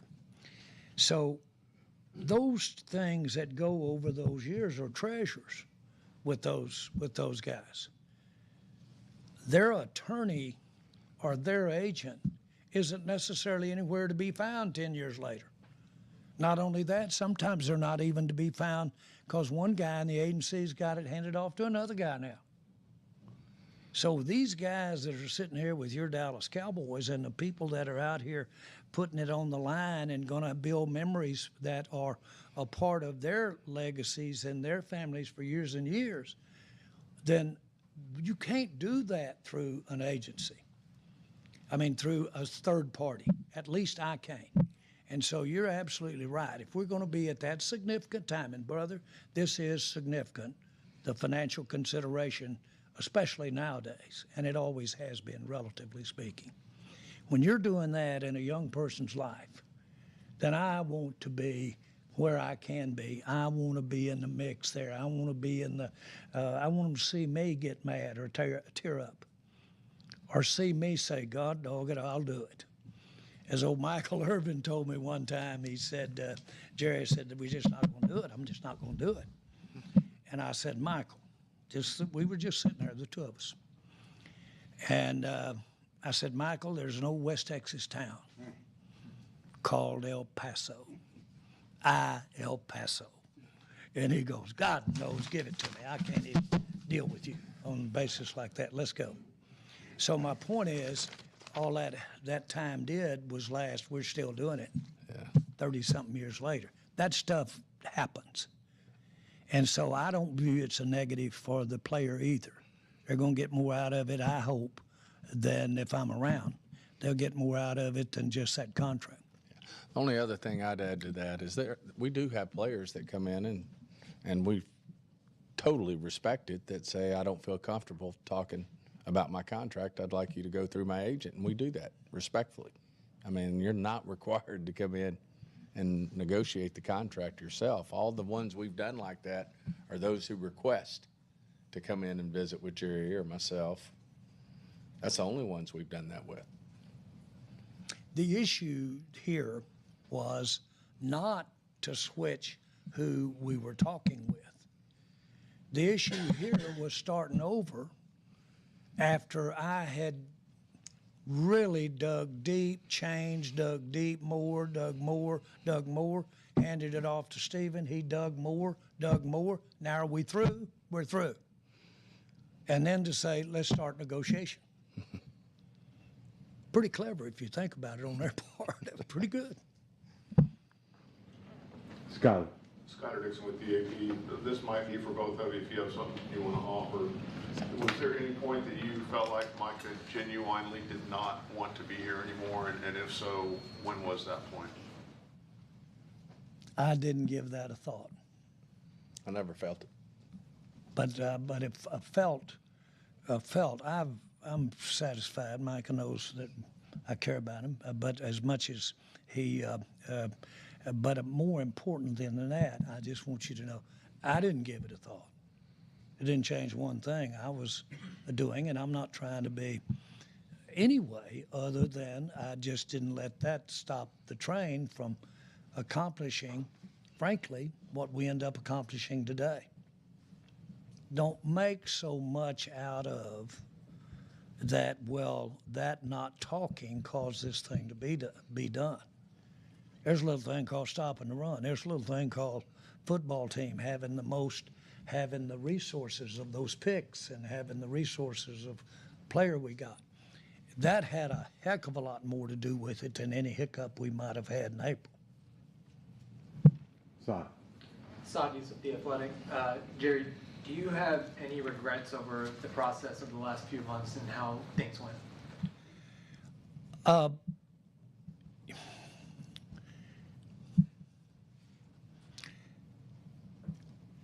I am very excited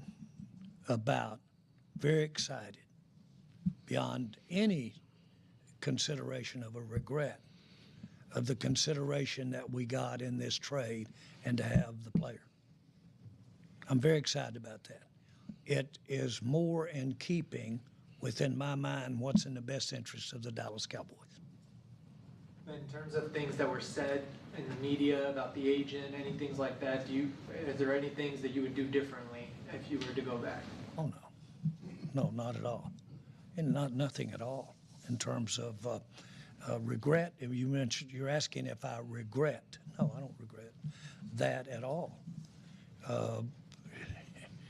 You know, I'm very, very excited about the prospects of what we've done for the Cowboys here. I wouldn't have done it. I wouldn't have done it. I had total control over being able to have it the other way. So I'm excited. We got what we wanted. Ed. Ed Werder, WFAA.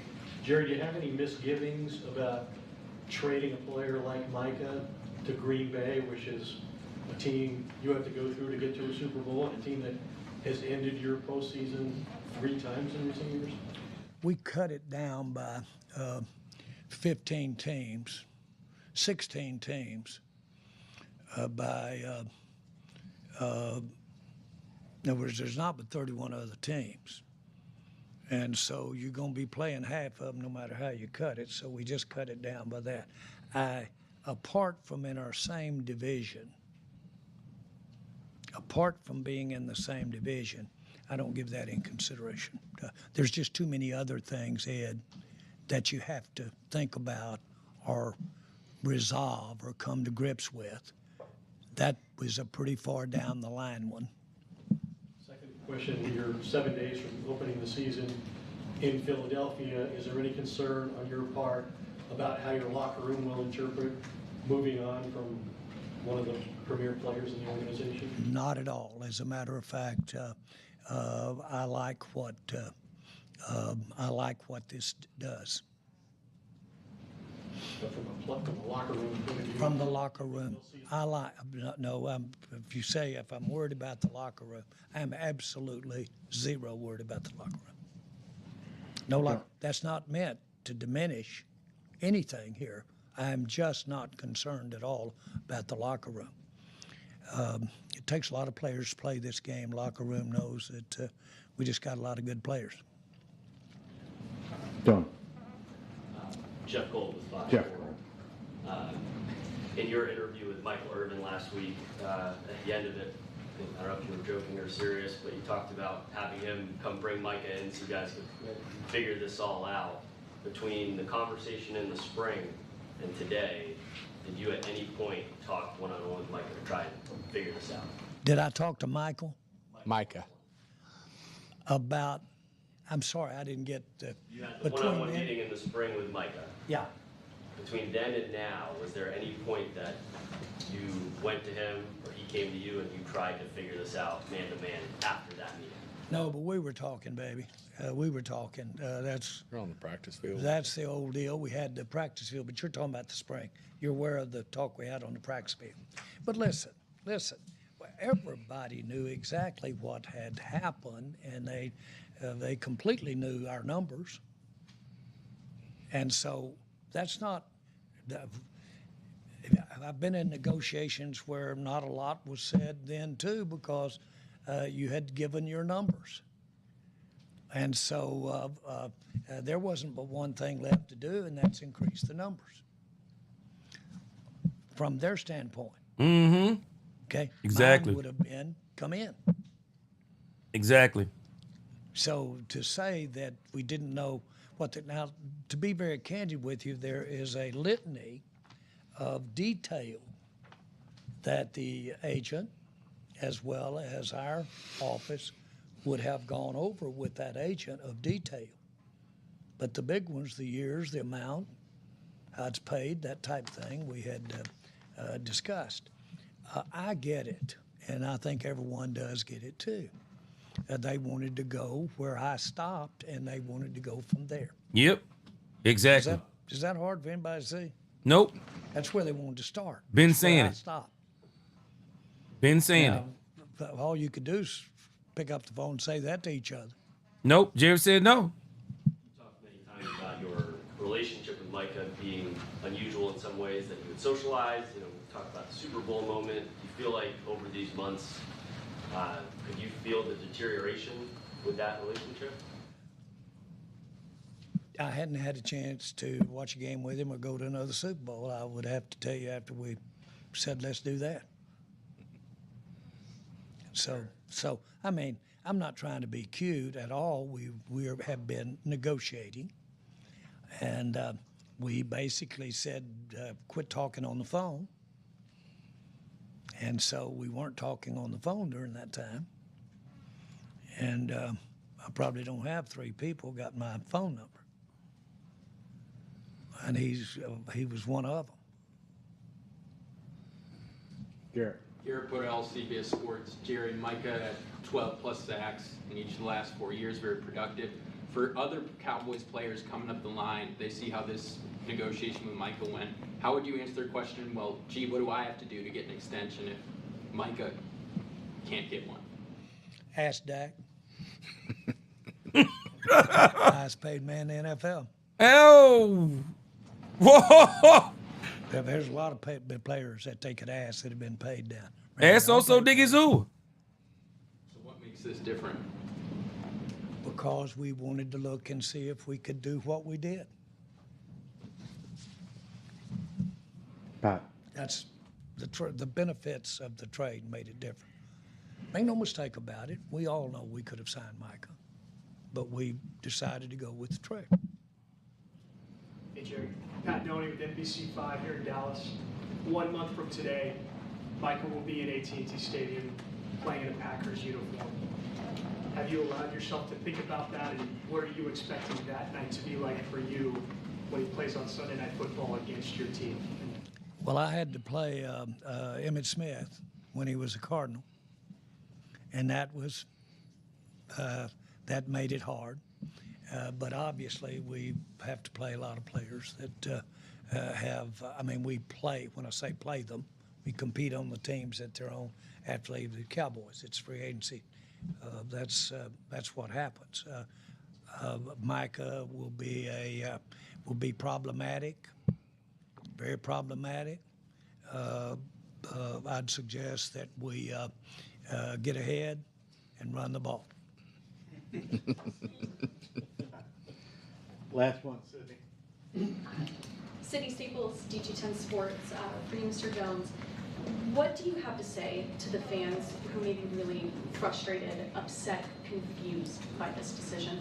We're not frustrated and upset. I would like for them to look at a lot of what we've talked about here, and that's why I'm saying what I'm saying here, because I want them to be interested and involved in looking at it. This was a move to get us successful in the playoffs. This was a move to be better on defense, stopping the run. This was a move to, if we get behind, not be run on. And it was a deliberate move, a well thought out move to make this happen.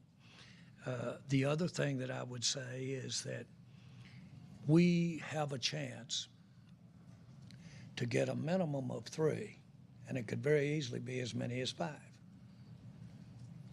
Really top players. And you got to look at 3 to 5 to 1 over who's going to help you win the most. Yeah. And it was strictly that, because it's not only the draft picks that you have as currency, but is the available cap room. And we can take that available cap room that we were going to use with Micah, and we can pay 3 to 5 players with that we wouldn't have been able to pay. And it's an allocation. It's not a volition. It's an allocation of money. And so we chose to have numbers of players that we could pay handsomely, that would be those caliber of players, not practice, not young practice squad players. We're talking players that can really compete. And so for our fans, I think we're better off having those numbers of players. I think we're better off from attrition. From, as you know, this game is in many cases built around planning injury and knowing that you're going to have injury. If you have injury, you've got 5 players rather than waiting on one, not waiting, but looking at one player. You've got better odds of having, if you will, availability for it. So this gives us the best chance, and we've tried it in a way, that way. And our fans, as well as my mirror, is saying, come on, let's change something up. Let's do something a little different here. Well, how about Brian Schottenheimer? How about loading up with some resources called cap room and draft picks? And how about bringing on those kinds of changes? How about philosophically doing our defense a little different? How about bringing in some better blocking on the offensive line? We have done all of that, and this is a part of it. All right, thanks, everybody. Thank you, guys.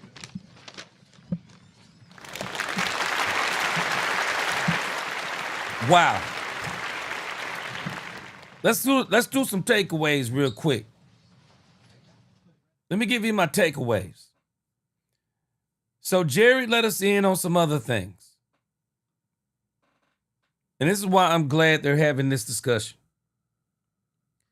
Jerry has let us in on some other things that of course, I wasn't privy to him. But Jerry has let us in on some other things that are now making sense. And Poobie D, you are saying something here, and I've been saying this all along. Poobie D, Jerry is still betting on Dak Prescott. I said it before we listened to the interview, if y'all were paying attention. Jerry Jones just passed this team on to Brian Schottenheimer and the leader of this team, Dak Prescott. Dak Prescott is the leader of this team. And Jerry is straight up saying, in Dak we trust. Jerry is saying, in Dak we trust. And let me tell you something. I think it was Miss Matrix. She said something that about you don't trade a foundational piece. I mentioned this earlier. Isn't it obvious now? The Cowboys did not see Micah Parsons as a foundational piece. Do y'all remember what I called him earlier? This is even before we listened to this interview. Do y'all remember what I called him earlier? Micah Parsons is a one-trick pony. Matty Dubs pointed out, if you look at the Cowboys' pass rush percentage, top in the league. Well, how do you have a player like Micah Parsons? You're top in the league in pass rushing. You're at the bottom of the league in run defense. Bottom of the league. Points scored against. Bottom of the league. Even in pass completion, I guarantee you. How do you have a quote-unquote generational player, but when you look at your team, what impact is he truly having? Do y'all realize the Cowboys that Jerry Jones and Stephen Jones just said they were looking at this stuff right here? Let me put this back on the screen for us. This is the stuff that is crazy that the Cowboys were actually looking at. Anybody want to go back to this? This is what they were looking at. They were looking at this. They were looking at the games he's played, the playoffs game he's played, the impact that he's made in big games, how they've looked against the run, how they've looked overall. They were not just looking like some of us look. Some people just want to go to Pro Football Focus and talk about how many times he's been held and how many times he's been double teamed and how good he is in win percentage rates, and how good is he pass rushing. But they never want to talk to you about anything else he was doing. I think Jerry Jones, let me give you my takeaways. Let me give you my takeaways from what Jerry Jones said. Maybe y'all have some. I'll read your comments too. Watch this. Y'all let me give you the football stuff. A big part of this decision was stopping the run. That's why they picked Green Bay. Because Jerry Jones said, and I'm not saying I'm riding with this for this reasoning, but Jerry said they were looking for teams that had good defensive tackles because they were targeting to say that when we trade, we want to get that defensive tackle. So the reason why they chose Green Bay, one, the Green Bay Packers had a defensive tackle they wanted. I still want to know what those other teams were offering because I do not believe for a second. I do not believe for a second that there were teams. Don't mean that what I believe is true. I'm not believing until I can see it that there were teams offering more than Green Bay because I don't think they were. Jerry said that they had narrowed it down to 15 teams. But it is blatantly obvious that these other teams didn't offer as much.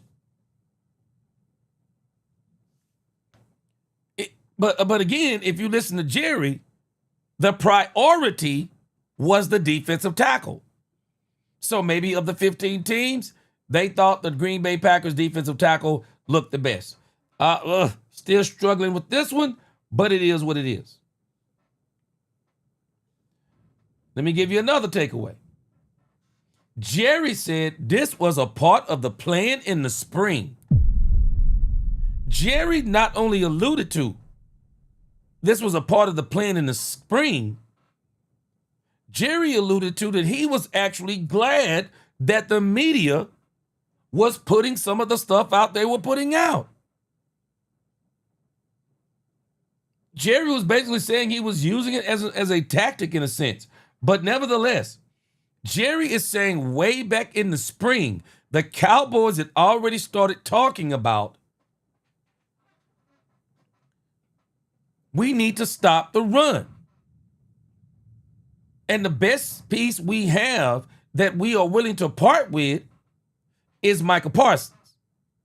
And looking at Micah Parsons, again, they didn't look at Micah Parsons as a foundational piece. They didn't. They didn't look at him as a foundational piece. They looked at him as a great player. I don't even think they looked at him as a generational player. I think they looked at him as a great player. But I also see where they're not looking at him from the standpoint of, hold on a second. Micah is not bringing as much to the table as some of us may be thinking. So Jerry and these guys are already thinking this in their minds. And so Jerry was looking for a team with a defensive tackle. And while we've been running around talking about Jerry don't want to stop the run, this was in Jerry's mind all along. This was in Jerry's mind all along. And I like how Jerry, he verified. He verified it. He basically told Micah that if he was going to be on the team, he's playing on that contract. Somebody tried to be smart and asked Jerry, why not do it before the draft? I think Stephen Jones and him both were kind of alluding to, well, we had already offered Micah the money around the time of the draft. And so our thought process is he's probably going to accept this deal that we're given because this was my biggest takeaway. My biggest takeaway is the most powerful one to me. Jerry Jones just told us something insane. That him and Micah Parsons negotiated a very detailed monster deal. But not only did him and Jerry broker a monster deal, he's now saying that he even passed this off to Stephen Jones. Stephen Jones moved around numbers, changed things to obviously Micah Parsons' liking. It's the only thing that makes sense. They changed things to Micah Parsons' liking. Then only for David Mulugeta in his for Micah and David Mulugeta to then want to get David Mulugeta to come back in, and on top of what Micah has brokered with Jerry and Steven, he's gonna try to get even more? What? Crazy work. Crazy work. And the thing about Jerry can appreciate what Michael was doing. Jerry said, hey, it was a clever plan. Jerry said it was a clever plan. I'm not mad at him, Jerry says. It was a clever plan. You got to give it to him. But Jerry also basically told us, but we're not doing it. But we're not doing it. Let me get a super chat in here. Let me go back and recognize Ken Art. Ken Art, forgive me. I did not realize that not only did you give one $50 super chat, you gave two. Appreciate you, my brother. Appreciate you. Appreciate you. The second super chat, Ken Art said, Dak, Bland, and Hooker display the best leadership IQ. Fan for 55 years. A running GAE will help a running game will help everything. Appreciate that, Ken Art. I had to go back and recognize you when I was looking at it during the interview. But wait. Let me give you my other big takeaway. And I told y'all this before we watched the interview. This is the one that is the most mind-blowing. Did I not tell you? Did I not tell you Jerry went to Brian Schottenheimer? Did I not tell you Jerry went to Matt Eberflus? Did I not tell you Jerry went to the front office? Did I not tell you Jerry Jones, I guarantee you, went to the players? And I was so glad because I was afraid that Jerry Jones was about to start throwing players under the bus.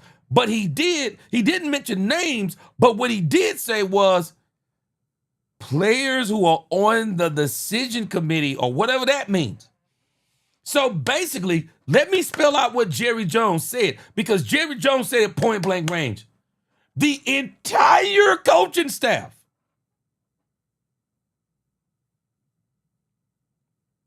let this sink in.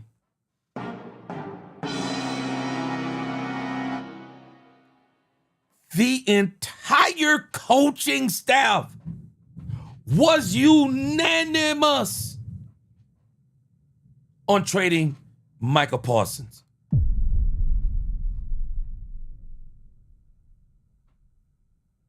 I said it earlier. I said it before we listened to the interview. Brian didn't want to deal with this. And I'm not saying that from a bad perspective. No. Brian had talked to Micah Parsons for an hour. And I think Micah Parsons and Jerry Jones, they already knew where this was going. Micah and David Mulugeta were willing to go to hell on this. And Jerry is telling us without telling us. They didn't value. Shannon Sharp says something that you always have to remember. Your tolerance level is based on your talent level. Micah Parsons is an undersized, and now according to the grievance, he's an undersized linebacker who is an edge rusher that teams, when they want to run on the Cowboys, they run right at him. Because Brian Broaddus told us as much. Brian Broaddus said 60% of the runs against the Dallas Cowboys were on the outside. Yeah, they're running right at Micah Parsons. They're running right at him because he's an undersized defensive end. and I'm sorry, not defensive end, linebacker who's rushing off the edge. The Cowboys didn't see Micah Parsons the same. And I'm telling you, Micah Parsons, I guarantee you, Micah Parsons wore this team thin with his podcast, his whole bigger than life persona that he was always trying to display. Guess what? You want the Cowboys to be a lot more quieter, a lot more about business? You just got it. You just got it. We don't have to worry about all the Micah Parsons stuff that comes along with him, his podcast on Monday. You don't have to worry about any of that stuff. Now we're going to be strictly football again. I am relieved. I am relieved. And I'm relieved even for this fan base because some of us were actually thinking that this guy was the only way we can win. The Cowboys are going to show you. The Cowboys are going to show you. This team has been running through Dak Prescott. It's going to continue to run through Dak Prescott. It's going to continue to run through him. Dak Prescott, CeeDee Lamb, George Pickens. This offense is going to be the key to this team winning. And they have finally started building a team. I applaud them for it. They're finally building a team. And for everybody who said that Jerry moving the same, well, I guess the joke's on you. Because they mentioned it in the interview that Jerry Jones typically signs his star players. Jerry moving different, y'all. I'm telling you, he's moving different. Bog Fitness, Michael was a liability on the run, especially with Diggs on the same side. Appreciate that super chat. It's a fact. And I think it's powerful that Jerry is basically saying that this was about stopping the run. Stopping the run. Let me read this. Dak fan for life. Appreciate that super chat. Dak fan for life. I've been saying this. Micah Parsons is not the best player on this team. He's not. Well, he's not on the team anymore. Parsons is not the best player on the team. He wasn't. He was not. That's what the media was saying. That's Dak Prescott hands down. Facts. By the way, last season, Dallas finished third in quarterback sacks with 54. I'm telling us. No, the most important player on this team is Dak Prescott. Let me read what my man Poopy D said. Poopy D said, I seen Dak fold in the playoffs, but I still had his back. He said, we gave up 19 to San Francisco and only scored 12. Was that Micah? I still say, though, Poopy D, even when we look back at that game, and then when we look back at both of those San Francisco games, you know, we already kind of done that before, that Dak Prescott wasn't the reason why they lost those games. We say that Dak Prescott is the reason, but Dak Prescott is the reason why they lost those games. We have to remember that those San Francisco 49er teams, if I'm not mistaken, those teams went on to win the Super Bowl. I mean, not win the Super Bowl. They went to the Super Bowl for the NFC those years. They were just... We've had a problem for a long time. And the problem we've had, and Jerry mentioned it, Poopy D, when you look at our playoff performance with Dak Prescott and this defense, I don't think our biggest issue has been Dak Prescott. Dak may have been an issue in certain points, but the reality is Dak Prescott, and I'm so glad that Jerry Jones is finally admitting some truth. Dak Prescott hasn't been the problem. The problem is the Cowboys' defense has not been able to stop the run. They haven't been able to stop the run when it counted. And just because you hold a team to 19 points, go back and look at some Super Bowl teams. You said we held the San Francisco 49ers to 19 points. When you go back and look at the Super Bowl champion, Philadelphia Eagles from last year,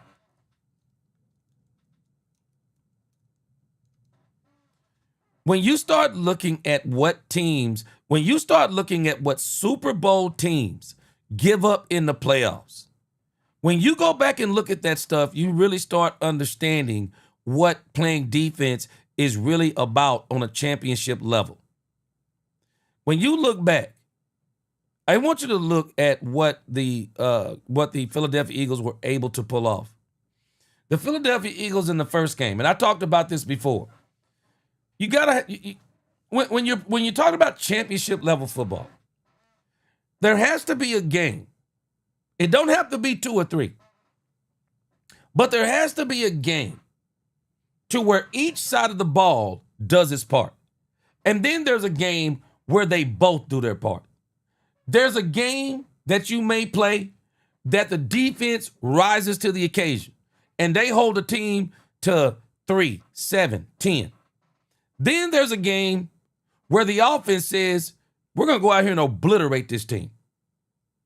And then there's a game where it all comes together and the offense and the defense destroy a team. And then you take that into the Super Bowl and you do the same thing. And the reason why I'm saying that is this. When you look at the Philadelphia Eagles last year, the wild card round, first game, the defense. They held the Packers to 10 points. That was a defensive game. The second game, the Eagles held the Rams. They held on for dear life, but they held the Rams to 22 points. The offense won that game because of the running game. They couldn't stop Saquon Barkley. But then in the NFC Championship game, it was a all-out bludgeon because the defense and the offense turned up and destroyed the Washington Commanders 55-23. That game wasn't nowhere near as close as the score say, and they rolled right on into the Super Bowl. And this game is nowhere near as close as what the score shows, 40-22, because by the NFC Championship game, the Eagles really came into their own offensively and defensively, and they bludgeoned the Washington Commanders and the Kansas City Chiefs. The reality is, if we're really being honest with ourselves, and I appreciate your comment, Poobie D, always. If we're really being honest with ourselves, this was a very good move by the Cowboys. Simply because when you go back and you look at us in playoff after playoff after playoff, you see a common theme. You see a common theme to where we are getting ran all over. We're getting ran all absolutely over. And so, in the grand scheme of things, I think it was a great move by the Cowboys. I think it was a great move by the Dallas Cowboys. Now, when you think about, I'm thinking this is the 2023 season when the Cowboys went against the San Francisco 49ers, and the Cowboys had a pretty good defensive showing in that game. We turned the ball over. We turned the ball over twice. They turned the ball over once. And what kind of got us in that game was kind of down the stretch. But in the grand scheme of things, when you look at that game when it counted, we couldn't stop the San Francisco 49ers from running. When it counted, we couldn't stop them from running. You think about another San Francisco game that we played. We had a couple of bad turns to where Trayvon Diggs didn't get an interception that he probably should have got.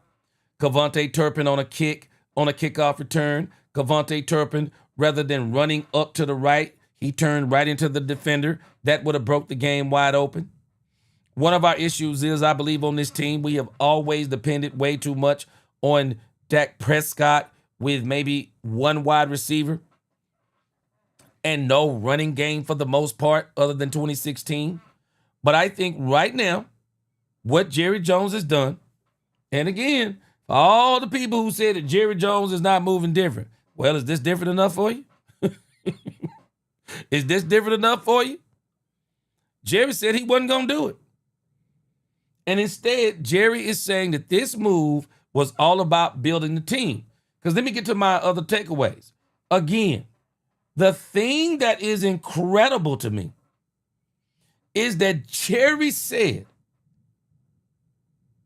the front office and the coaching staff were unanimous.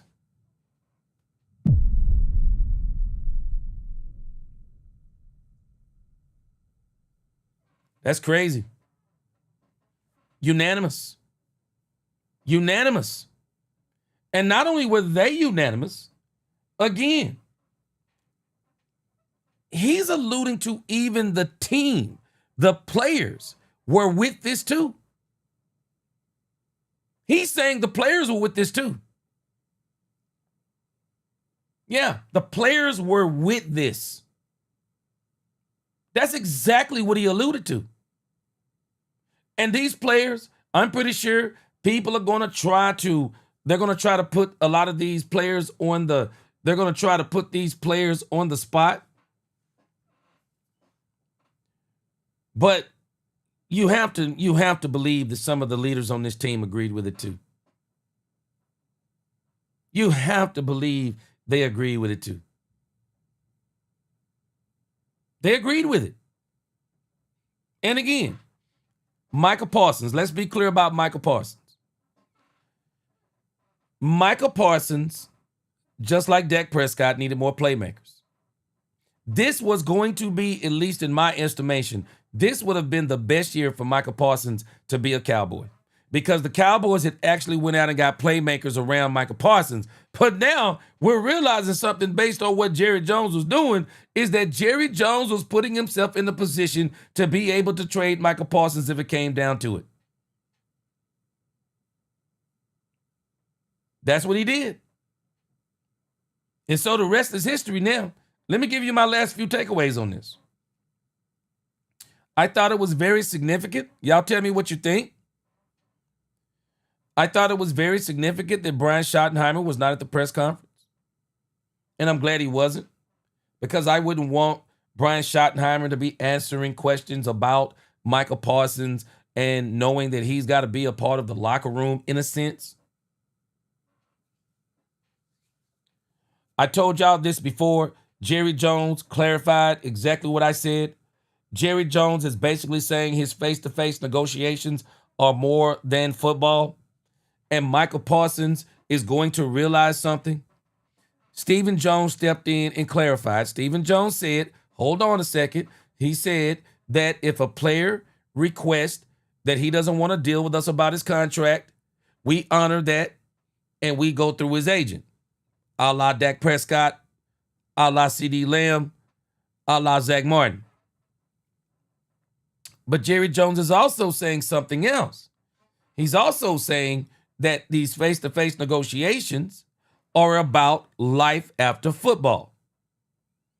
Is that Jerry continues to work with these players when he does these type of deals.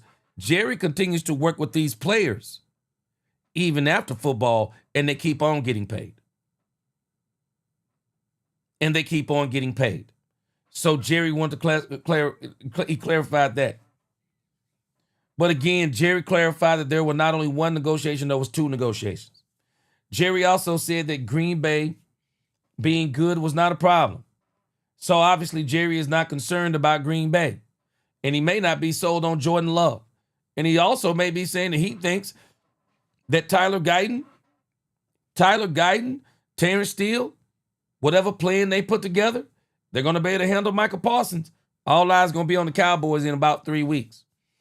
He also said he's not concerned about the locker room. And the reason why he's not concerned about the locker room, James Slater had already reported before. There were people in the locker room who had a problem with Micah Parsons. So it's no shock to me that Jerry is not concerned about the locker room. I'm sure Jerry also tried to get the temperature of the locker room. And again, Jerry and Steven are saying something that I know some of us don't like. But they did not see Micah Parsons as a foundational piece, as some of us may believe. They didn't see it. Nope, they didn't see it. They saw him as a great pass rusher and nothing else. And the Cowboys said because he's a one-trick pony, he's expendable. Yep. He's expendable. Is what it is. And this is the one that really got me. Poobie D, whether you love it, like it, or hate it, you got to give Jerry Jones credit for this. They have finally come to the same conclusion. The playoff losses are not Dak Prescott's fault. No, they're not Dak Prescott's fault. Somebody probably finally started telling them, like, have you kind of seen what y'all give up in the run? Have you kind of seen what y'all look like defensively in these playoff games? Jerry said this was a playoff move. Jerry said this was a playoff move. Jerry was basically saying the same thing we've been saying, some of us have been saying, and not saying it in a mean way. Y'all know what Jerry was basically saying? Micah Parsons. Let me show it to you again. It's not a knock on Micah Parsons. It's just the truth. Jerry is basically saying Micah Parsons has not been effective in the playoffs.